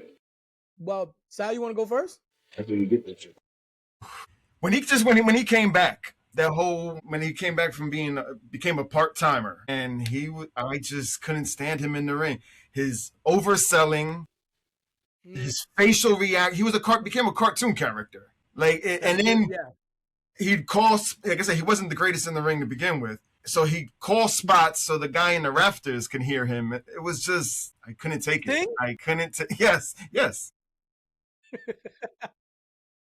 Yeah, when he became Super Cena, I said, I hated Hogan my whole life. And when he became Hulk Hogan, I really hated him. He could have good matches, but Vince booked him to get his ass kicked the whole match and then 5 moves of doom. And while he became great for the kids and stuff, the product dropped off that whole time. Yeah, that's it was like the dark times of wrestling. So what would be your favorite part or favorite? Yeah, your favorite part of John Cena. Just specific matches, like the beginning of his career, and like I said, his matches with KO, that run, the U.S. title run, and his matches with AJ. So it's very specific points of time, Yeah, no, I feel you. What I would say, Mari, my favorite part of John Cena's career, we actually covered it a little bit before you joined on with us, was the fact of how skilled he was, where he was able to work with anybody. And when you can have, a memorable match, and everybody knows, I mentioned Great Khali a little while ago, right? Great Khali is like 35 feet tall, right? And he's never supposed to have any kind of good match with anybody because he's 35 feet tall, right? But at least there were memorable moments that John Cena created with him, and he was able to have, great matches with real mat technicians like a Sami Zayn, like AJ Styles, like Kurt Angle, we're talking about, superior all-time wrestling greats from a technician standpoint. But then when you go to a, I think no, I mean, he's never been in a ring with Brett. I'm talking about Sal, would you agree with me? Like Edge, CM Punk, right? Great all-around talents, right? But I would put them on a tier below the Kurt Angle, Eddie Guerrero, you know what I mean? Those kind of, superior mat technicians, right? I would put them probably right below him, but he still had superior matches with them. And then you're talking about superior matches with Umaga, The Big Show, JBL, you know what I mean? He could just have a great match with, it didn't matter who it was. And that is my favorite part of him. That whatever that was, that God-given ability to be able to figure out who's in front of him and say, all right, this is how we're going to do this. You know what I mean? That's been my favorite part of John Cena. My worst part is probably around the same time Sal was talking about. I think I want to say, Sal, is that like COVID time or 22, 23? Because he was having like I one think it or was two even matches before a that. year. Yeah. Like he was having like only what I mean like very, very rare that you saw him. Like he might have made appearances here and there, but he only had like 1 or 2 matches a year for like a 5 or 6 year span. I mean, you know what I mean? But I think the most that year he fought the Undertaker. How many matches did he have? No, I don't know, but I mean, but that was horrible. That was New Orleans. 2017? That was WrestleMania 34. That was when he was in the crowd. Yeah, that's what you're talking about, right? Ridiculous. Yeah.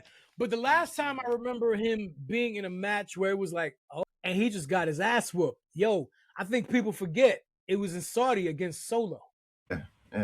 Remember that? Against Solo? Solo Sikoa whooped his ass. And then they did nothing with that. Right. Austin Theory whooped his ass. Nothing. Yeah, it was.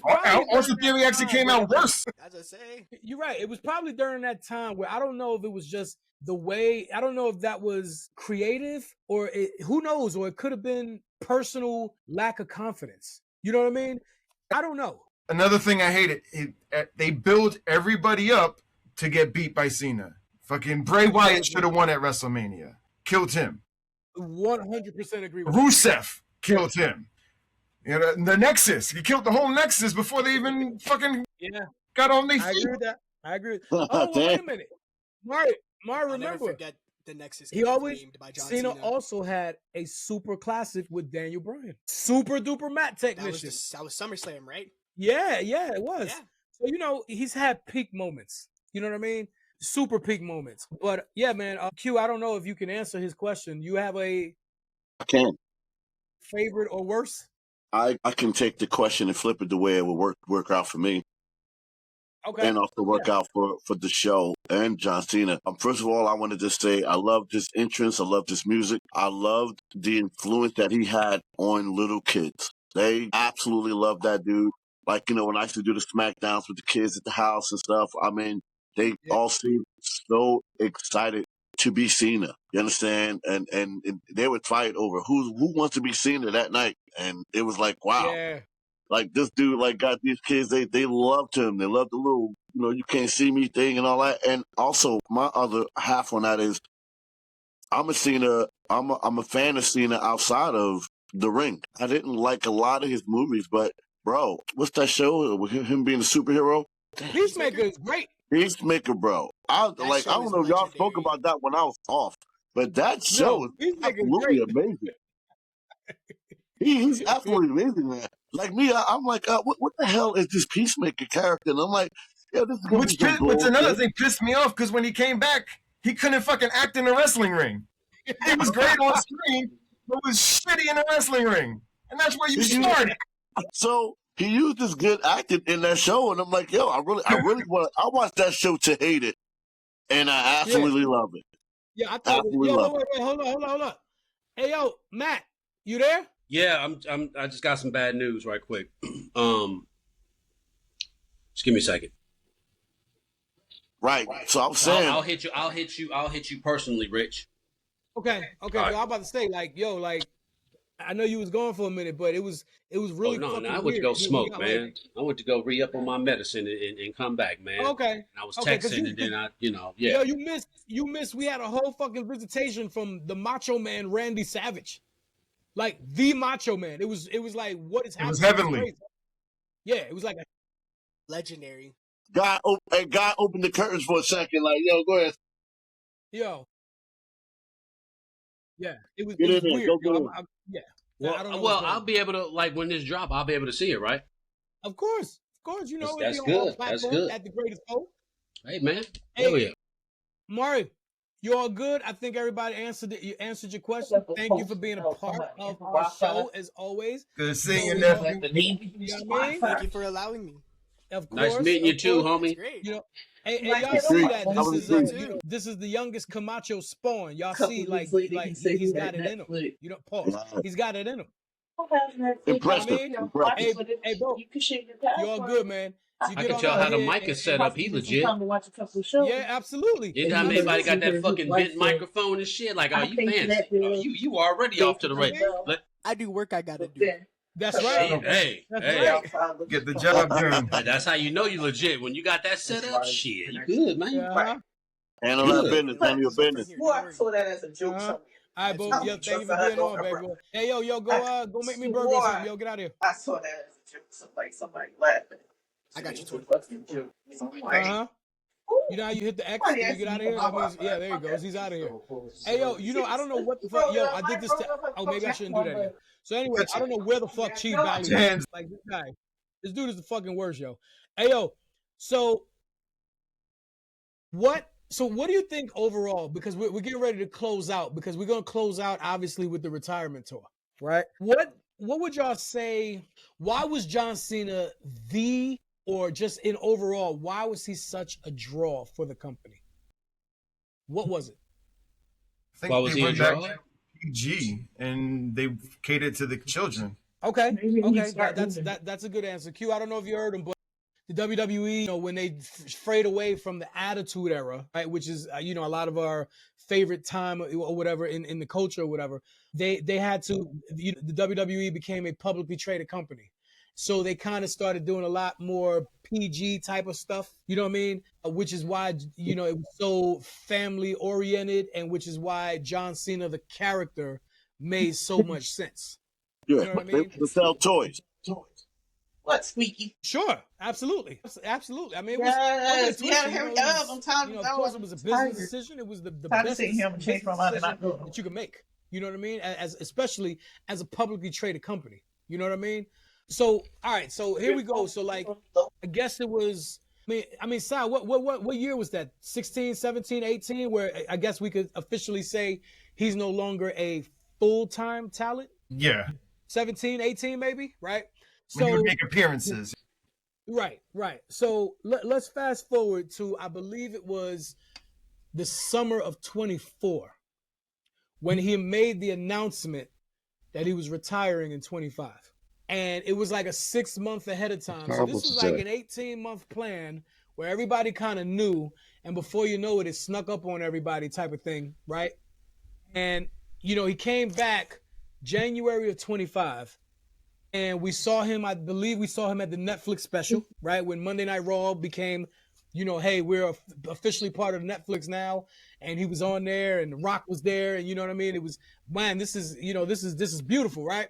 And then here we go, the Royal Rumble. Royal Rumble comes, and John Cena is one of the last two in the Rumble. And we're going to go over this 2025, because I think there's a lot of very high highs, and some very low lows. Mostly low. Very. But he was one of the final two in the Royal Rumble, getting eliminated by Jey Uso. Now, we're not going to talk about Jey Uso, because it's not about Jey, right?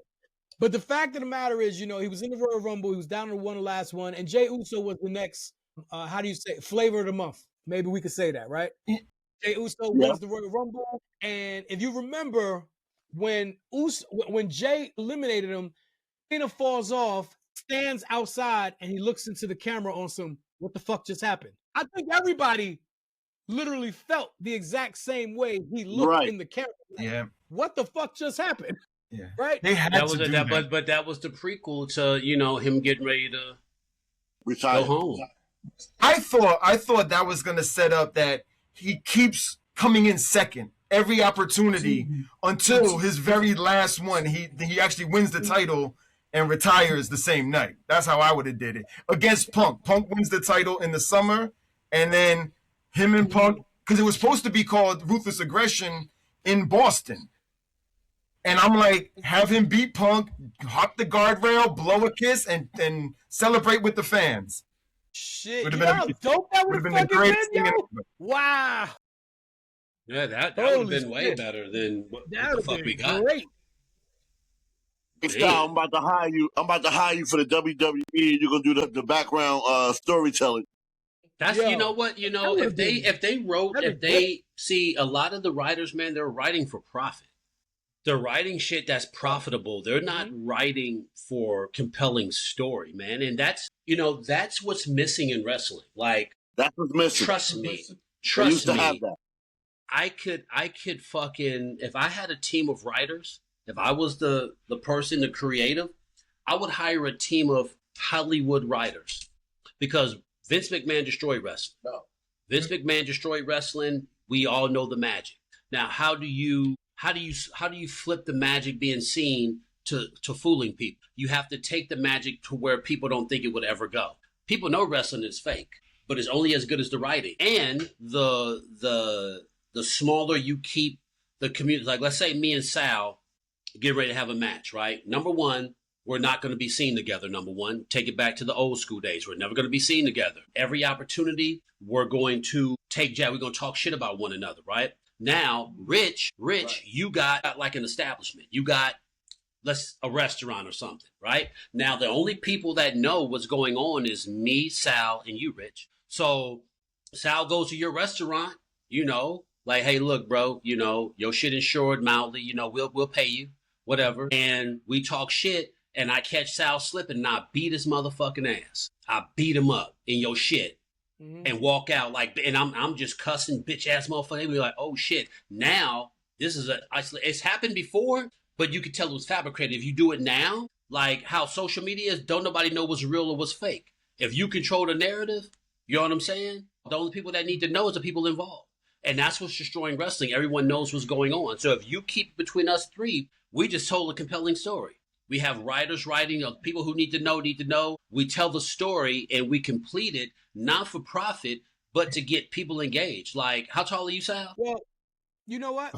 You 5'8", I'm 5'11". If we were to work a match and I put you over and we have great storytelling, I guarantee you, we can have people in that audience crying. That's where it needs to go to. We need to get it back to the enriched storytelling and make it more believable. Like, yeah, wrestling is fake, but What if you convince people like what's real and what's fake? Now you got wrestling back again, because what's real, what's fake. Well, you can't do that when you have Unreal.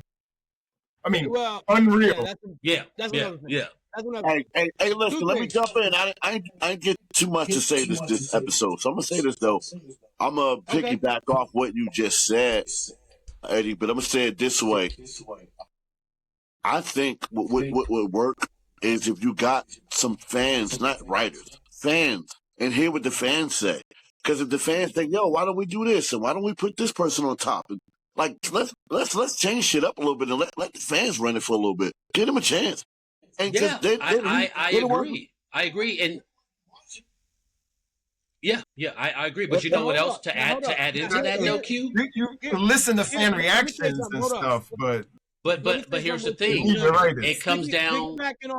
Hold up, Matt. Actually, what you just said is actually the next segue to what I was getting ready to say about where we are with the retirement tour. The fact that the last great big ruse that happened was when Cena turned heel. None of us saw that happening. And don't front, don't lie. You want some bullshit, yo? None of us saw that happening. What? Okay, go ahead. I knew it was going to happen. He planted the seed. But he said, "I'm putting myself in the elimination chamber because that's what's best for business." That perked my eyebrow. Okay, here's the thing. What you're saying about fans. But no, going back to what Matt said about, us keeping it, when you gave me that example a little while ago, you and Sal having a match, and then y'all met with me in my establishment, and nobody else knows but us. That's how this happened. Nobody knew about this. No. But here's the thing. Wait. If you pay attention, though, you didn't know when he was going to turn heel, but you knew he was going to turn heel. So people. No, I didn't feel that way. No, I knew. You know why? You know why? Because John Cena ran his mouth saying that he thought about turning heel, but he was like, no. He thought about going. He was going to go heel against The Rock. But they learned that. He said no. He said no. But once again, but if you're plugged in, it's always, he was gonna go heel. And everyone talked about John Cena never went heel. Every wrestler went heel at one point, except Cena. So you knew, if you follow the formula of wrestling, you didn't know when, but before, and because here's the thing, he's been a face so long, he makes a horrible heel. He can't be a heel because he was never really brought in to be a heel. He was meant to be a fucking babyface. So, with that being said, we knew he was going to turn heel, and they did it at the right time. I got a babyface. Talking about a babyface. Yo, Matt, you and I I got somebody joining us right now who's one of the biggest baby faces in our lives. Who's and that? I'm just gonna bring him on. That boy, yeah, he got a baby face. All right. Yo, Look, baby face my ass. Say, look, that's a baby face. I don't know, man. He's so ugly he can make it. He's so ugly he can make an onion cry. He just so ugly, just want to be left alone. Like he had a staring contest with the sun, and the sun blinked. He said, "Shit, nigga." Yo. Hey, Mike, what's up with it, fam? What's good with you, man? How you holding up? You good? I see I'm surrounded by suckers right now, so it's all good, though. Yo, Mike, I just want to let you know I beat the shit out of OG Juan over on what is that, Santa Monica Boulevard or some shit. Remember the dude who was fucking with my mics a couple weeks back? Yeah, you can hear me now, right, nigga? Hey man, I don't know where you bought that bootleg ass equipment from, but that shit was terrible last time. It was awful. Terrible. It was awful, yo. It was He got awful. that shit from. He got that shit from. Hey, yo, he got it from Me Too. Timu cousin. Not Me Too. I know exactly where he got that shit from. He got that shit from a nigga right over here in Inglewood at the barbershop. Came in there, had that shit in a Campbell Soup's box, nigga, and he was selling that shit. And you bought that shit for the low price, nigga, of $4. I guarantee. $3.99, nigga. It was awful. Hey, yo, for those of you who don't know, we are being joined by my brother Michael Wright, who's one half of the Fuck Y'all podcast with the legendary CT Fletcher. Mike, thank you for joining us, man. You good, baby? Yeah, man, I'm hanging in there just at the old 9 to 5, trying to make a little money, man. You know, since Eddie Brock up there don't want to loan me none of that social media money he making over there. You know what I'm saying? Yeah. You know what I'm saying? Shit, hey, man, I'm just trying to get like 5 or 10, you know what I'm saying? $5 or $10. He don't want to let me hold nothing, though. He don't want to let me hold nothing. When that shit hit the account, man, I'll be around like a huge circle. You feel me? So it's all good. You feel? You feel me? Shit. I'm over here trying to, I'm trying to bust a move. You ain't got to lie, Craig. You ain't got to lie. That shit hit a long time ago, Craig. Hey, sometimes, sometimes I gotta flex on these dudes, man. Motherfucker talk like, man, look, you talking all that shit, man. This is engagement, man. This is how much I'm making off you, bruh. Like, keep it up. Keep engaging my reels, man. Honestly, at this point, though, I'm thinking a lot of motherfuckers, they do that shit and they want you to come back on them because, like you said, they get them engagement when you fuck with them like that, too. So I think a lot of niggas just doing that shit because they want the engagement. Not because they really mean that shit, but they just want the spotlight on But the thing about it is, but see, if I give you this work, it's up to you to sell it. So if you can't sell it, you're just gonna be sitting on hella dough. I know how to make it move. You know what I'm saying? You know what I'm saying? I'm hitting niggas with the Hadouken. Like, take it. You know what I'm saying? I'm over here doing. Hey, like I said, you know what, man? I was talking to Anthony Anderson, man, and he told me, he was like, "Yo, man, keep it moving. Like, you eating, do it. Shit, Scarface is like, nigga, all I want is just use some of your words, nigga. I see you. Shit. He said, what was it? He said, what was it? Go suck, start a shotgun? Yeah, I love that shit. Go suck, start it. Yeah. You bring up Anthony Anderson. I just sent that nigga a DM yesterday.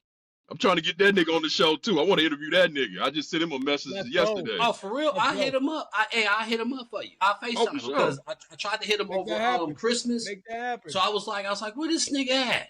Like, this motherfucker, man, normally, you know what I'm saying? I hit him here. I was like, in my mind, I'm like, this nigga busy. Like, you know, it's Christmas. He family, whatever. I'm on Instagram. Him and Cedric Entertainer. I think they was in Berkeley somewhere doing at that little restaurant you talking about? Yeah, where they had. They was here. They was right up the street from here. Yeah. So I was like, right up where I work at. They were right up the street because their restaurant is right there. And I had to work that day because they came up there at like 11. I wanted to go up there and try to holler at them, but I ended up having to work that day, so I didn't get a chance to go up there. Dope. Hey, yo, Mike. So you actually just came in. Like we actually talking about we're kind of like concluding the show. We're talking about the farewell tour right now. This is kind of where we are in the conversation at the moment. You came in right when we're actually getting ready to talk about the Elimination Chamber and the whole Cena heel turn, right? And ironically, it's crazy because you was on the show with me and Sal and Chief. was it you? Chief. Yeah, when we did the heel turns of Cena and Kanye West earlier this year. What city? Right? What city you in, Mike? Where you at? Long Beach. Yeah, well, we record in Long Beach. Yeah. Where you at? Compton. Where you at? I live in Van Nuys, but the studio's in Long Beach. So if he was down, then we got to do it in Long Beach. But yeah, I live in Van Nuys though. Okay, cool. Go ahead, Rich. On my bad. Yeah. So so where we was at, so like we were just finished talking about how the beginning of the farewell tour and him getting eliminated at the Royal Rumble by Jey Uso of all people, right? And then here we are at the Elimination Chamber. He wins the chamber, and we were kind of talking about how if not all, but a majority of people did not see the heel turn coming, which is what I love so much about it, right? Regardless of what people feel about the heel run, the heel turn was amazing for me. Epic. You know what I mean? So we got that.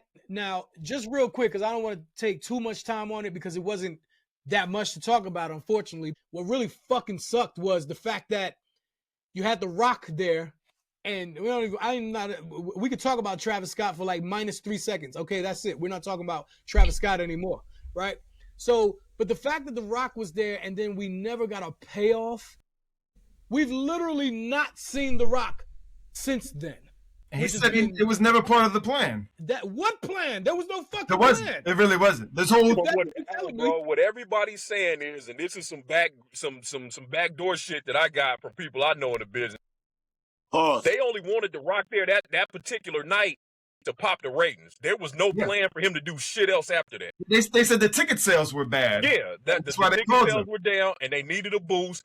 But everybody that I talked to that know motherfuckers that was involved in that shit saying if there was nothing else that was gonna come of that after that shit.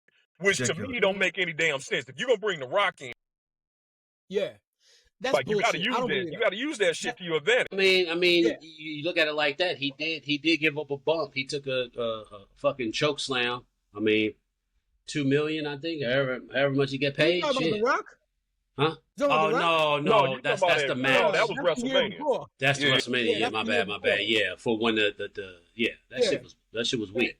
Let's go over this because I want to it'll take a long time and we don't have we've been here a while and it's been a lot to cover and I think we've had a great show so far, kind of putting this together. But I want to say during this farewell tour, right? We've had he had I think the final tally. I think he had 17 or 18 matches, right? 18. 5 with Logan Paul. I mean, that match was great. I'm sorry. I don't know what you're talking about. But the match he had with Logan Paul was great because Logan Paul was great. No, I'm saying, but Logan Paul was in 5 of those matches. I think AJ Styles, his match with Crown Jewel, AJ Styles is the best match of the year. I mean, his best match. And it might be one of the best matches, period, in WWE. I think his match with Cody at SummerSlam is definitely the better one because his match at WrestleMania was awful. But I also heard John Cena say it was awful on purpose. Wow. And do you remember during that time when he came out during his heel run, and I think it might have been shortly after, because after WrestleMania is when he got into the match with Randy in St. Louis at Backlash. It was one of those promos. It might have been that time. Remember when he was talking shit to the little kid in might have been Berlin or Germany or some shit. Yeah. He was talking some shit, and he was like, "Yo, I'm here to ruin wrestling. Fuck it. Fuck y'all. Y'all never appreciated me. You know what I mean? I've had an abusive relationship with y'all for my whole, which I love, by the way, because I think he was telling the truth. No, but my thing is that on that shit would have worked better 10 years ago. Had he did that shit 10 years ago, him doing that shit now, it didn't make any fucking sense. Yeah. It didn't. I mean, honestly, it didn't make any fucking sense. If he had did that shit back in 2012, 2013, somewhere around in there, that heel turn would have been a whole lot better. But him turning heel because everybody knew what it was going to be. He was going to turn heel. He was only going to be heel a couple of months because he wasn't doing that many matches. So we know, he turned heel. We know y'all going to have to turn him back babyface real soon after that, because you're not gonna let him go out as a fucking heel. Yeah. That whole thing, I don't know. To me, the way he turned back, fucked up from the jump. The way he turned back, he just said, "All right, we knew this shit sucked, so I'm gonna be a face now." That's basically what it was. That was later. But hold up. But I don't want to forget, because I think people forget about. I think they forget about what happened in between. Even though it was 5 or 6 months of him being healed, there were like certain moments that happened that were like the match when he had against Punk in Saudi, right? The SmackDown the night before was CM Punk coming out as Punkonomics. Y'all remember that, right?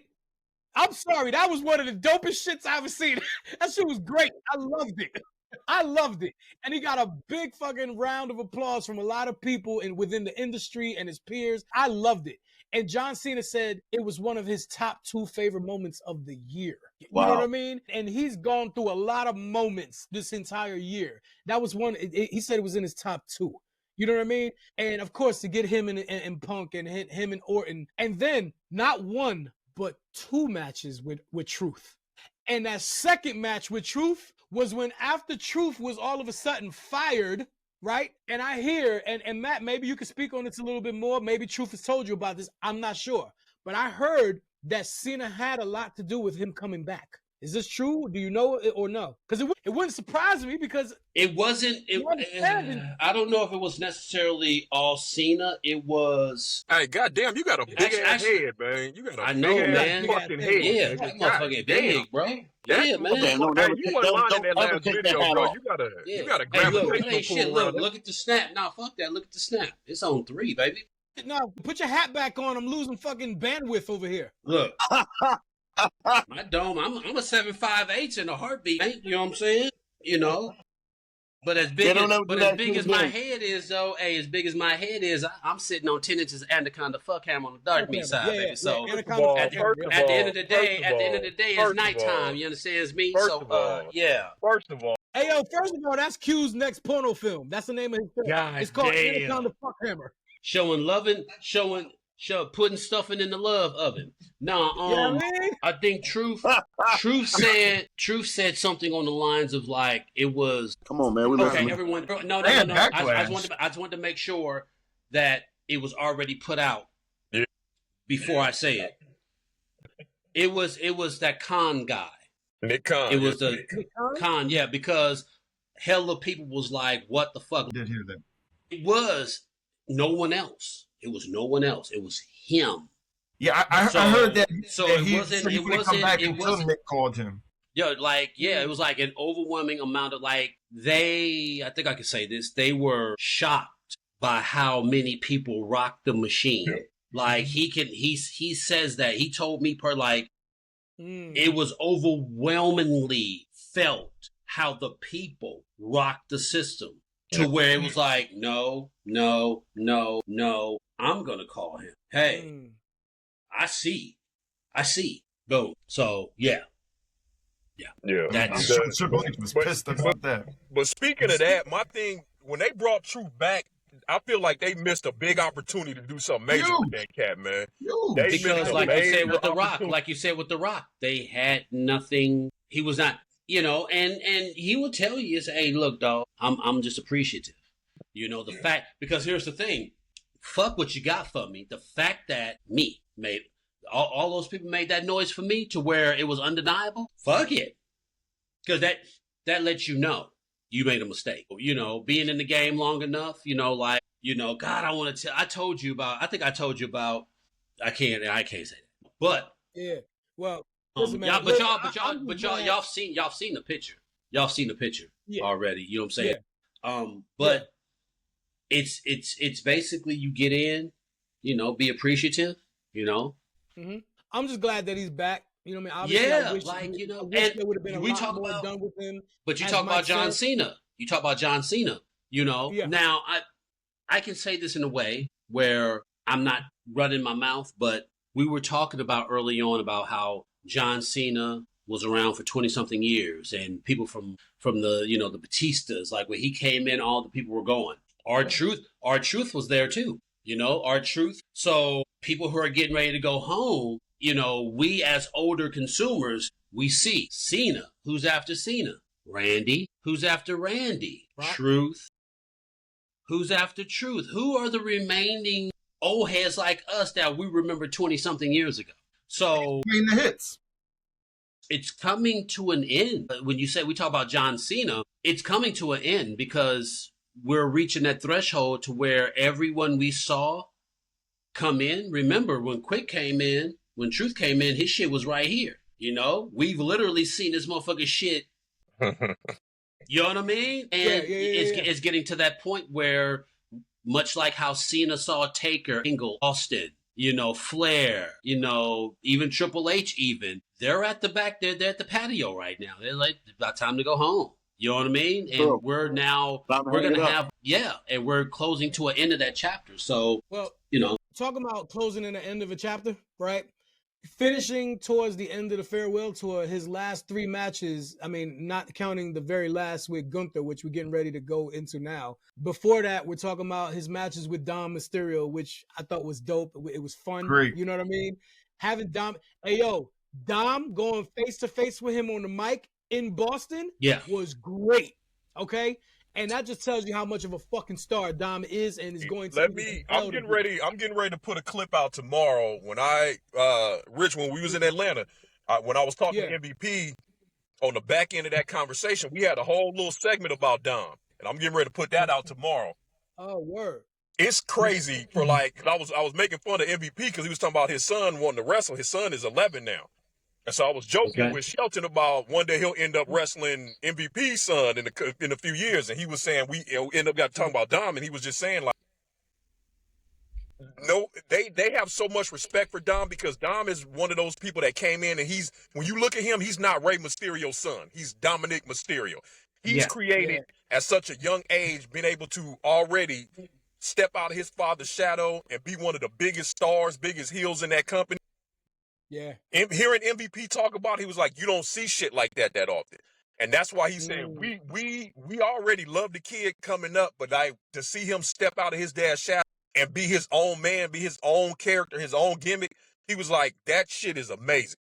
He was like, especially for him to do it at such a young age. Remember, we remember when he was a little kid with the whole Eddie and Ray. So I mean, like we're living in fucking times where we're just like, I remember when this nigga was a kid in front of our face, like he a grown ass man. Yeah. And you know, I would say the only it took a while, but yeah, he was the youngest. Yeah, and I think about it. Yeah. MVP said, "Why?" He said, "I guarantee you in a year." He said, "I guarantee you in a year, Dominic will be one of the biggest baby faces in that company." He said, "Give him a year." They was like, "Let him play off his heel shit," because you got to do the story where before Rey Mysterio retired, you got to have that story of them coming back together. So actually, I want to retire and take Rey's mask. Yeah, that's another one that's getting ready. Retires, they're going to have that comeback where they're going to reunite. And MVP said if they play their cards right, and you know MVP ain't got no love for WWE right now. When I say none, he don't fuck, but he saying he was like, look, he was like, if the machine does right by Dominic Mysterio, he'll be the biggest baby face in that company next year. Well, here's one thing I want to touch on before we go on to Saturday night's main event, right? Before Dom, you know, it was AJ and Crown Jewel, which I said to me, which I think is Cena's best match the whole year. But before that, he got Thanos'd when he walked into the ring with fucking Brock Lesnar. Fucking no reason. Who destroyed him again, as he always does. And at first, I got to be honest, I was pissed off. And I think I realized, but that's always been the story. Because he always killed John Cena. I think John Cena... Not at that WrestleMania. Ever? They never fought at WrestleMania. No, it was the Extreme Rules. Yeah, after he lost, the only time he's ever beaten him, isn't it? But he did. You would think he would do it on his fucking retirement tour, not just get destroyed. Well, I think that was just the story. Like, yo, Cena, upon Cena's entire career, there's only always been one person who whooped his ass, and it was Brock Lesnar. And it kind of just made sense later. Like, initially, I was like, I don't think so. Well, that sucked. But then later I was like, now hold on. So wait a minute. This does kind of make sense.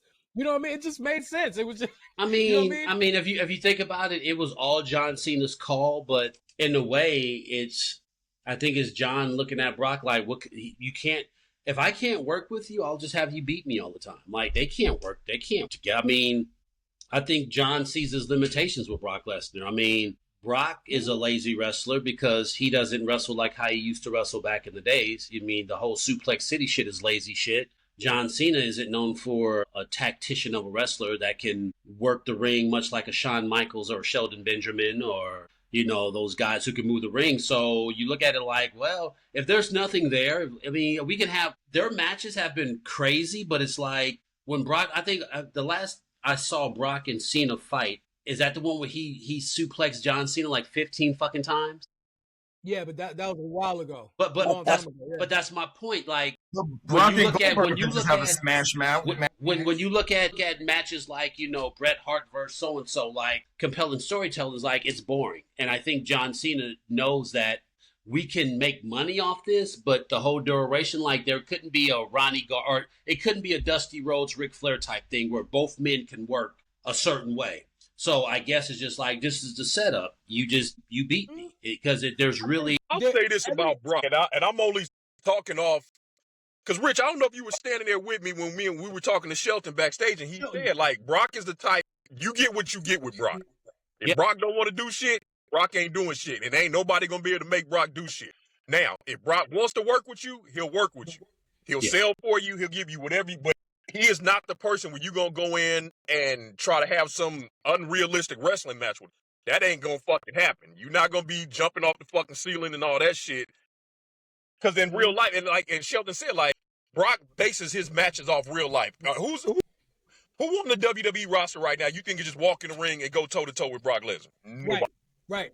Matter of fact, that's when we were back there, and I asked Shelton directly. I was like, "Yo, remember the first thing I asked him? I was like, "Yo, are you and Brock still cool?" And he was like, "Oh yeah, that's my brother." You know what I mean? I'm like, "Okay, great." So there's nobody else that's more qualified to answer this question, right? Because I asked him, I was like, "Yo, how much of what we see on television from Brock Lesnar is really Brock Lesnar?" And Shelton said, "You mean 100% of it?" I said, "Oh, all right, well, that's the greatest answer I could have gotten." You know what I mean? And that's when he gave us remember when we started talking about the Marvel universe and we started talking about that? Call that nigga Thanos. Like, Brock Lesnar is Thanos. Yep. That's exactly what he said. And I was like, all right. So once again, that still aids into the point of this is who this man is. He's not willing to play the game to tell compelling stories. I'll put you over. Well, it's not that, but his thing is the story has to make sense. Right. Yes, that's but Cena's retirement tour, it makes sense to win. But that's what I'm saying. But that's the thing, because you know you wrestled Eddie Guerrero and put him over. So the flexibility of what makes sense comes down like, you know, like this isn't real. This is storytelling. Just like, you know, I don't know, like I think storytelling supersedes reality. Yeah, in real life, you know, who could beat Brock Lesnar? I can say Frank Mir or whatever, and the UFC knocks you out. Like this isn't real life. We know in real life, but this is wrestling, you know? So how about we cooperate and get some good storytelling where you guys bounce off one another? Because John Cena, yeah, he probably don't have the moves, but he's a powerful motherfucker. Like, tell some stories. And this is what I don't care for about Brock, is because when Brock came up, and like when Brock, the Brock that used to wear the sweatpants, Brock, the Brock who used to have the chain, Brock, who would take that power bomb and sell that motherfucker, where he would flip your ass, but if you got him good, he would work, he would put you over. That's the Brock I like, because it doesn't matter. We know you can demolish motherfuckers. Hell, Bobby Lashley can demolish motherfuckers, but he is going to allow the story to tell to where you can get the best of them. So it just seems like John Cena and Brock Lesnar really couldn't either come together or work something worth a fuck. So it's like, if I know this is okay, well, I tell you what, anytime you come in, I'll put you over. No harm, no foul. And if we can do something, do something. But you know, have the same match just to beat them all the fucking time. It's like, are you burying yourself? Or are you putting them over? Because if you're Super Cena, if you're Cena, how come you lose to Brock? It makes no sense. So it forces you to look deeper. Seth Rollins can beat him. Why can't John Cena? You know, so they can have the same exact match. Over the course of their rivalry over all those years, like John Cena has wins over Brock Lesnar. It's not that John hasn't beat Brock Lesnar.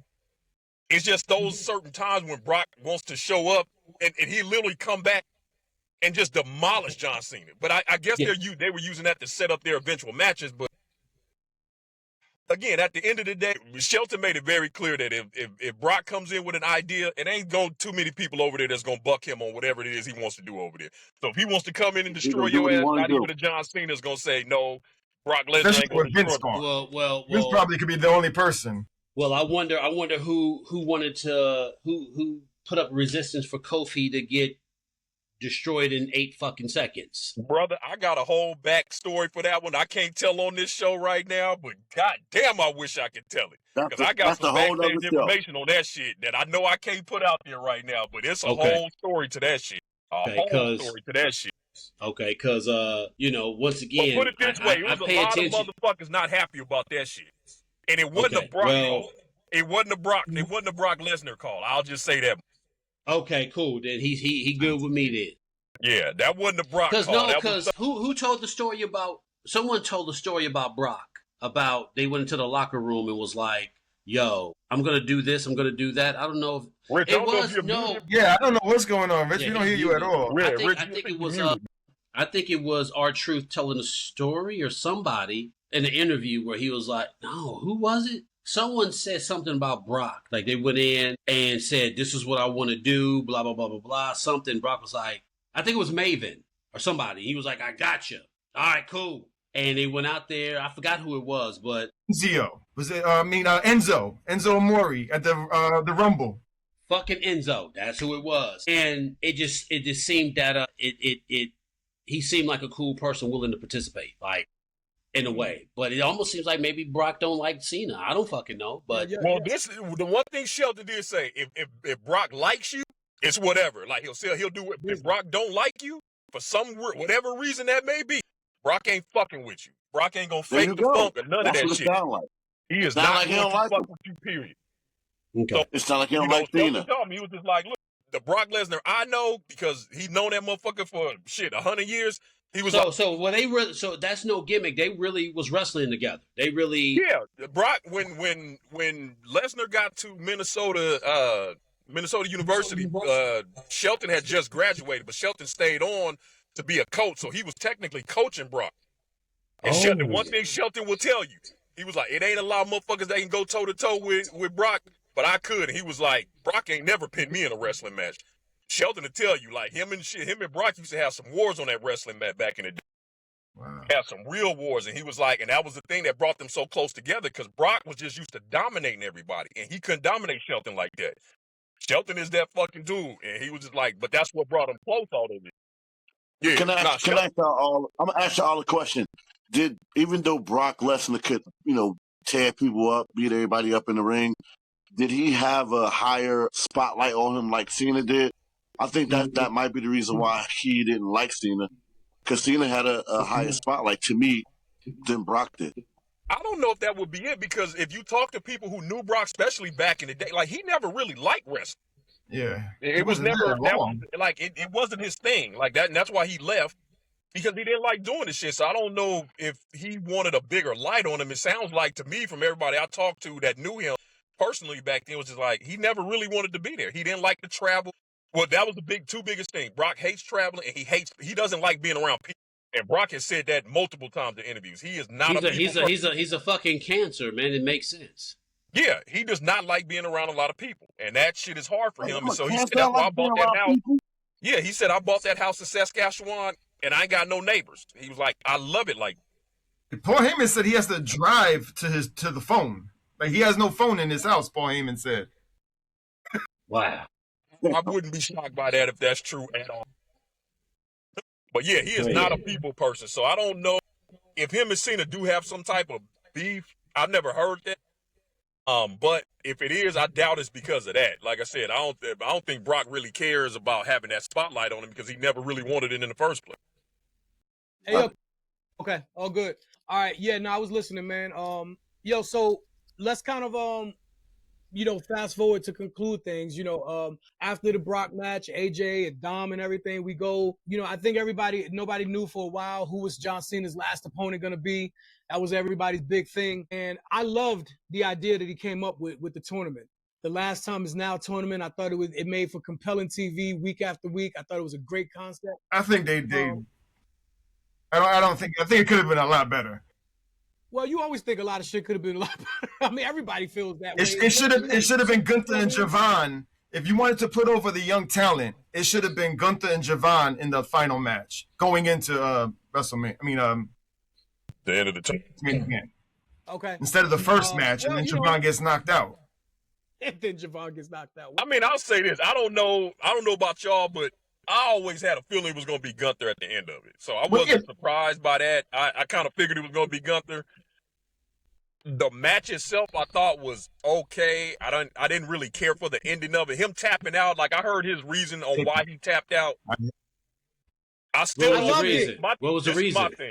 My thing is this: if your whole character for the last 20-something years has been preaching never give up, all of that shit, to me, it would have been more climactic for him just to pass out in that hole and not tap out. The whole smile thing.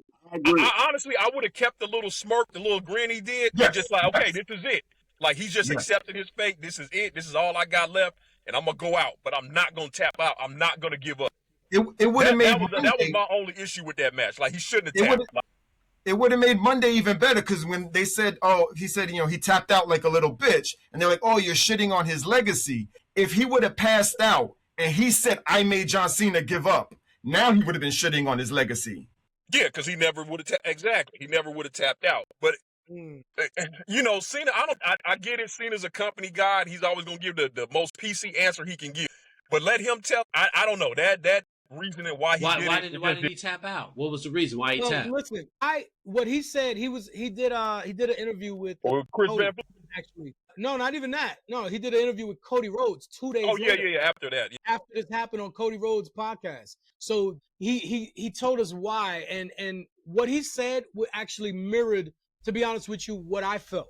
When it happened, yes, Mike, Sal, to both of your points, because I think the both of you agree with the same thing. Yes, I would have liked him to kind of just pass out, as you said, to kind of continue with the moniker of never give up. I get it. I do. I get it. And if that would have happened, I'd have been happy as well. I think the whole smirk thing while he's in the middle of it, and it wasn't even like this. It wasn't like a tap. It was like a smuggled with them. It was like a fuck it. You know what I mean? It was like, to me, it was like when you have a lot. It was like when you have a loved one in their deathbed. And this is how I felt like it was. It was like a loved one in their deathbed, and they're looking at you like, it's okay to pull the plug. I get it. Just do it. Why did he do it though? That's how I felt. And I think that's why he was like, I'm not tapping out. To me, I didn't look at it that way. I looked at it as, I think it was more poetic than anything. I looked at it more of I'm not tapping out. This is just my time. This is me saying this is me representing you, saying it's okay to let me go. That could have been the smile, though. That could have just been the smile. You said, why could it? Or no, I said that should have been the smile. His smile would have been, okay, I'm at peace now. I get that. Yeah, and should have that. You know what? Me personally, I agree with Mike. Instead of, he should have passed out like Austin and Brett. But what he should have done was, because I look at it like Gunther got cheated too. Like, if you're gonna pass me the torch and it's gonna be passed like that, I would feel some type of way. Like, no, I would have had people I've battled come to the ring and interfere. Like, Randy Orton come hit me with an AKO, RKO, boom, and I kick out. And the wrestlers I've fought in the past, they hit me with their finisher, and I still kick out. And Gunther puts me in the sleeper hold. I get out, false finish. I'll pull the AEW, give me 3 false finishes, and then that last sleeper hold. Like, so here's something like Mick Foley, right? Have you noticed at a huge match with Mick Foley, when they count to 3, he always kicks his leg up on 2? Have you noticed that? When it's the finish, it's like 1, 2, and he'll throw his leg up because it's giving you as if he still got a little to kick out, but he doesn't. It's the same psychology. So it's like, that's a great 3 point. false finishes. He always got up in that last one. He's trying, and then he just goes limp. He just passes out. Because now he's exerted. He then took 5 finishers. He then had 3 false finishes, and Gunther was still able to hold on. Put Gunther over while giving the visual of you kicking out of everything and you're just so tanked out, you gas out, and he wins. Instead of the what I would have did with that, instead of him shit, like tapping, I would have had him act like he was about to tap and then just like fuck it, and he was and just go limp. And he was just like, nah, I'm not gonna do it, and he just passed the fuck out. And he just and guess what? Guess what? All of that could have happened in 3 minutes. Five fucking finishers and maybe two false finishes under 3 minutes. Yeah, only thing I don't agree with is all the interference, because I think they probably thought that would have took away from Gunther. Yeah, you know whatever they were planning on doing with him, it would have took away from his actual beating John Cena. If a bunch of people had got involved in the match, I'm sure that's why they didn't do that. I don't know, man. I don't want for Gunther. I don't want this to turn into now he's got to retire everybody now, because I already hear I don't even like Gunther. Like, I don't care for Gunther. He's a guy who's been wrestling, but the first time I saw them, Nazi. It gave me the whole Nazi vibe. Never liked him ever since. The whole Gunther thing. There was a thing when they named him Gunther. They took Walter and named him Gunther because Gunther was one of the names of one of Hitler's generals or some shit like that. Yeah. Well, they gave him the full name. It wasn't Gunther at first. How they shortened it to Gunther. Well, what I'm saying is how they stand the presentation. I'm like, that's fucking Hitler shit. That's Nazi shit, bro. And I'm like, I'm cool. Like, the fact that you... I thought it was dope. Huh? I thought it was dope. I loved Imperium. Yeah, Imperium was amazing. Hey, can I tell you something? Hey, you know what? That's cool. That's cool. But my black ass, and check this out, it didn't even take me long. I was like, yeah, man, I peeped it right away. These niggas? I was like, WE doing this shit. I was like, okay, you got niggas over here standing like they Nazis, bro. Like, I know the aesthetics. I know that shit. Yeah. I was like, I'm Nazis, cool. They're European aristocrats, son. That don't mean shit. You never had really good ass fucking tea and drunk the joint like this? No. See, that's not an aristocrat. No, you're thinking of a socialite. That's what you think. You're thinking of a socialite, the person, the upper, higher echelon society people. Yeah, no, fuck that. Them niggas was fucking Nazi generals. The Gilded Age, nigga. They was Nazi generals, nigga, with them long fucking German coats, standing in the trifecta triangle. Nah, fuck that. Right. And I looked at them, and to be honest with you, that was pretty much the nail in the coffin for me moving forward with the WWE, because I was like, I dig it. You had Nation of Domination, but you didn't hide it. It was everything short from fuck the Peckerwood. Nigga, we out here. It was in your face. They did this shit subtle. Sexual chocolate was in my face. No, I ain't talking about I'm before that. I'm talking about Nation of Domination before sexual chocolate. I'm saying it was in your face. But them three dudes, they tried to like be subtle with it. Like, it will go over people's head, and that's the sneaky component of racism. It's the nuances. It's not in your face. It's the nuances. Like, that ain't it. Fuck that. I keep my ears to the street like a cocker spaniel, man. Like, Q, what you got to say, dog? Hey, let me tell you, and it go back to what we said earlier in the show, bro. We mentioned how the hip hop image of him as the white guy being the hip hop guy, or whatever, and then he gets dominated by Hitler. Yeah. And you know what's crazy? You bring up the Nation. When I met Ron Simmons years ago, I asked him. I was like, why did they kill the Nation of Domination so fast? And he was like, yeah, that's exactly what he said. He said Vince called them all. This was after Ahmed Johnson joined. Remember when Ahmed joined the group? They was beefing with Ahmed, then Ahmed joined. He said Vince called him into the office like a month later and was just all of them. He was like, look, I got to split you guys up.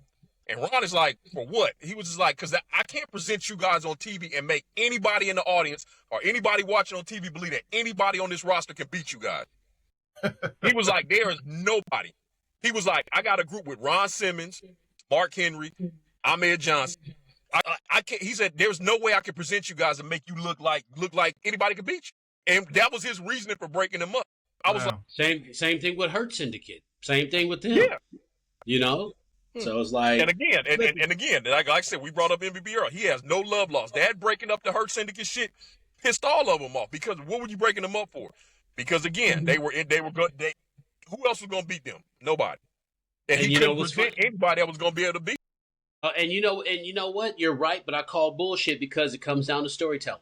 It comes down to writing. It comes down. Motherfuckers just wasn't willing to write compelling story to invent. Because how do you write? If you're white, how do you write for black people? I guarantee you, if they had some black writers, where black writers were the lead writers, and you have white writers filling in the blanks. Believable. You know, we gonna get your ass whipped, but we can tell the story where you win. And we're so good, we can make it towards a clean win. No interference. This is the thing, especially with the Hurt Syndicate.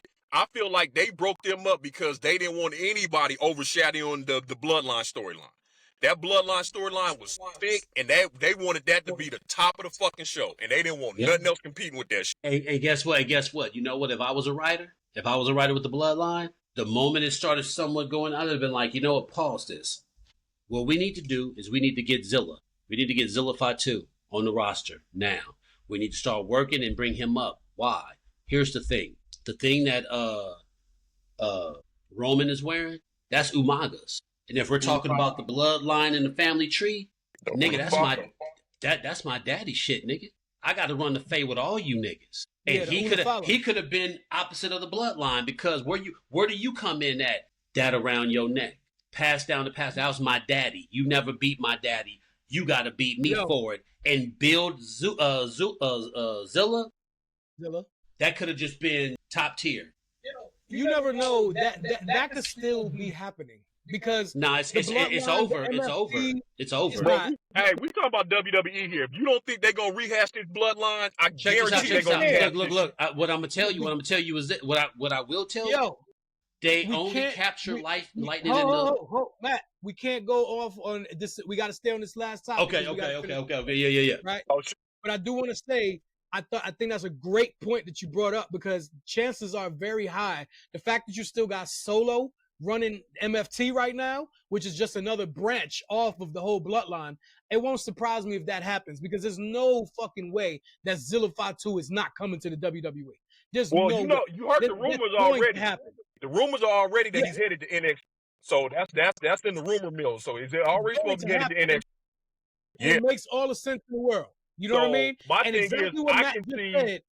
what I see happening is when Jacob Fatu comes back, he'll probably start beefing with the MFT. He's going to eventually need some help.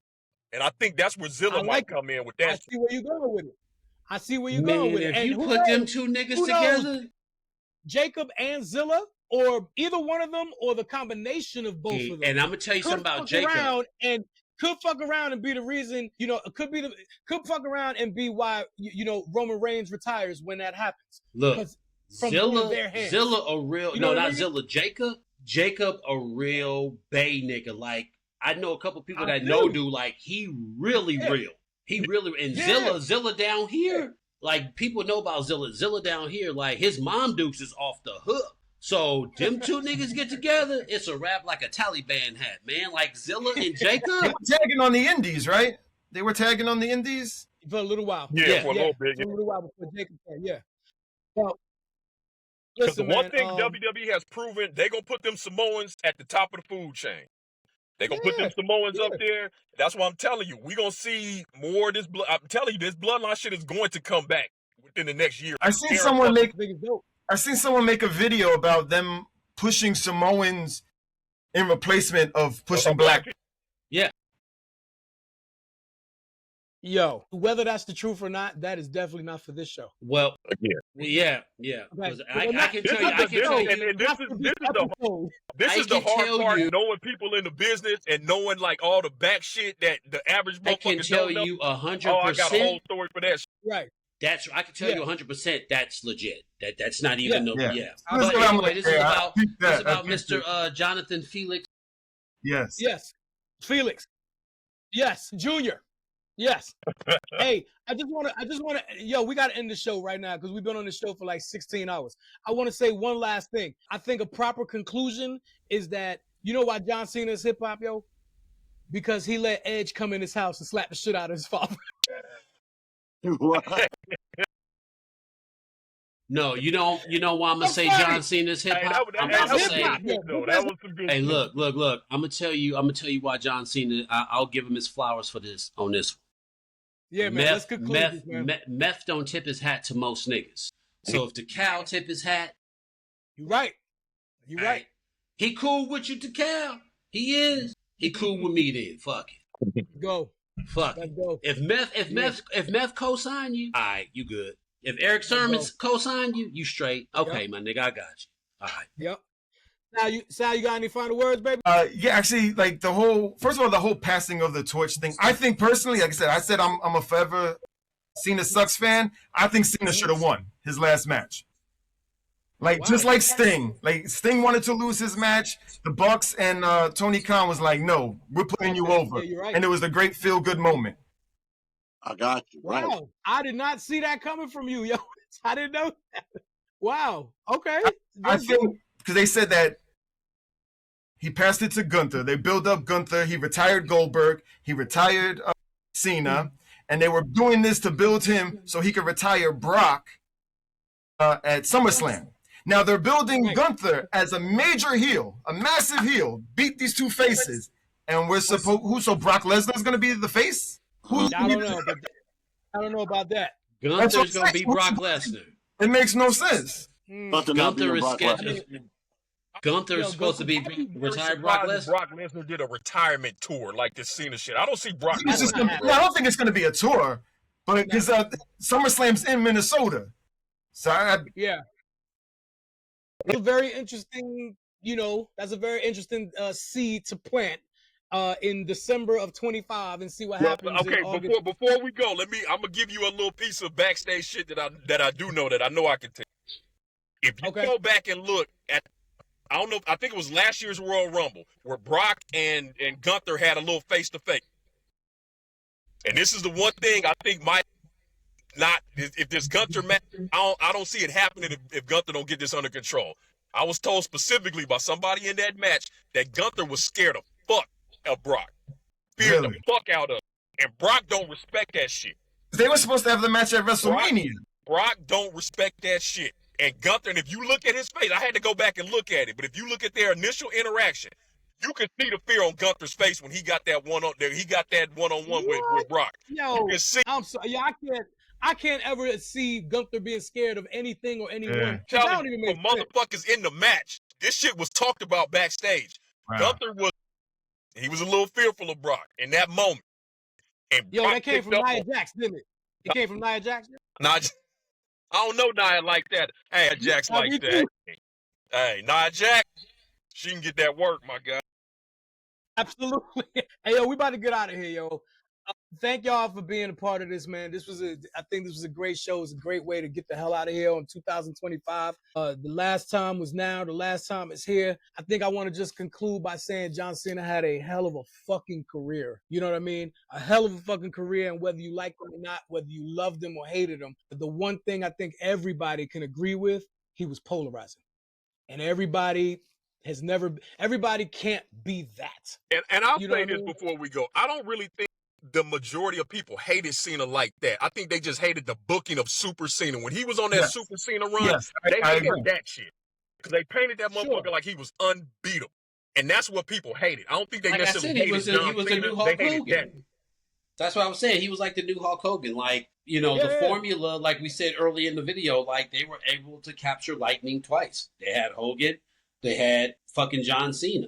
And they safeguarded that because you could have easily buried John Cena by cutting a promo saying how basically you're a fucking copy and paste of a modern day Hulk Hogan. But business wise, they accomplished the mission. I just wish he had a more brightened personality because he just really seems. John Cena doesn't seem like the nigga you just hang out with, like you just want to chill with. He's just like, should I be serious? So I don't know, like he's always been, me personally, John Cena has always given the vibe that he doesn't have a lot of social, some motherfuckers be cool. Like, you meet motherfuckers, hey, what's up? But he just seems really like closed in. I don't know.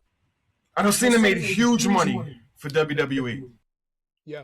Would they have made more money if they would have pushed more people that everybody liked Because a lot of people stopped watching wrestling because it was only Cena, Orton, throw Triple H in. If they would have pushed Daniel Bryan, if they would have pushed CM Punk, more people that we wanted to watch, they would have made a lot more money because a lot of wrestling fans would not have dropped off. But then you got to also understand that if you push 5 people, right? You push 6 people, right? You book 6. Are you going to make enough money to pay these 6 dudes equally? Because everyone can't get paid $5 million. Like you get $5 million, you get 3, you get 2.5, you get 2.5, you get 1.7. So now you worry about motherfucker. Oh man, fuck that. Man, if I can't get, then whatever. So it comes down to budgeting. Like like if you push CM Punk and make him the top bill guy, how much you gonna pay him?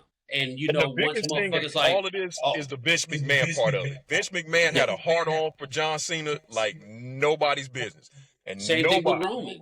Do we like Roman because Roman dope? Or do we like Roman because we saw Roman every fucking week? Like, I mean, I like Roman Reigns, but I don't like the fact that I came to like him because he just force fed him. He just, Roman Reigns. It was a point where, how many times did he wrestle Brock Lesnar in fucking 3 years? Like, it was just stagnant. It's just like Roman Reigns. It's just they were going through. I honestly think behind the curtains, man, they were going through a hard time because they were just like Roman Reigns. No one really liked Roman Reigns. And they wanted him to be Cena. They tried to do it a third time. I didn't like him. I wasn't a big fan of him during when he broke off from the Shield, because that's what the time you're talking about.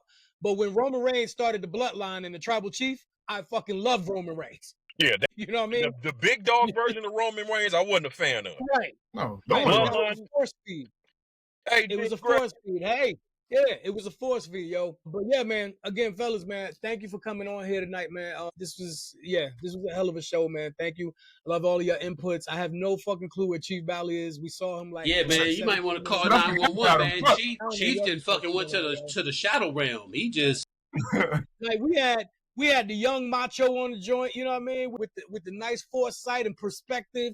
We had a visit by the Macho Man Randy Savage. Where the fuck is Chief Valley at, yo? Yo, I'm about to go on Canva. I'm about to go on Canva and create a fucking milk box. I told y'all, March 15th. I'm working on getting them extra tickets, man. We got to make this shit happen for this one, man. This gonna be a good. Hey, let me know whatever we could do. You know, I got the team here, whatever, man. We trying to make AEW Revolution greatest foe out there in LA. You know what I mean? So Mike, you let me know whatever we could do, man. Whatever you need from me. But yo, man, again, man, thank y'all for being here, man. Let's get the fuck out of here, man. Yo, once again, man, we closing out season 3 with The Last Time It's Here. This show to John Cena, 2025. We out of here, man. Season 4, greatest foe. Yo, Q, I love you, kid. I know you know nothing about what the fuck we talked about today, but I really liked your role. I really did. I just want to let you know that. But yo, we'll be back 3 weeks. 3 weeks. January 20th is the launch of season 4, Greatest Foe. Please reach out. You can follow us at The Greatest Foe on all social media platforms and our fully functional www.thegreatestfoe.com. Next month, we got a lot of big announcements coming on. We got a nice little community additions going on to the show. We're going to make some announcements in a couple weeks, man. Fellas, I appreciate it.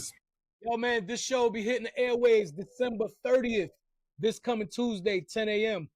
Greatest Foe, we out. We out. But what happened to the love of the art of professional wrestling? All I could think of was, man, let me get my hands on this and I will show them a way. I will show them the way. Okay, we need to find some place that will accept these ideas, that will accept this vision, that will look into the future, that will bring hip-hop into wrestling.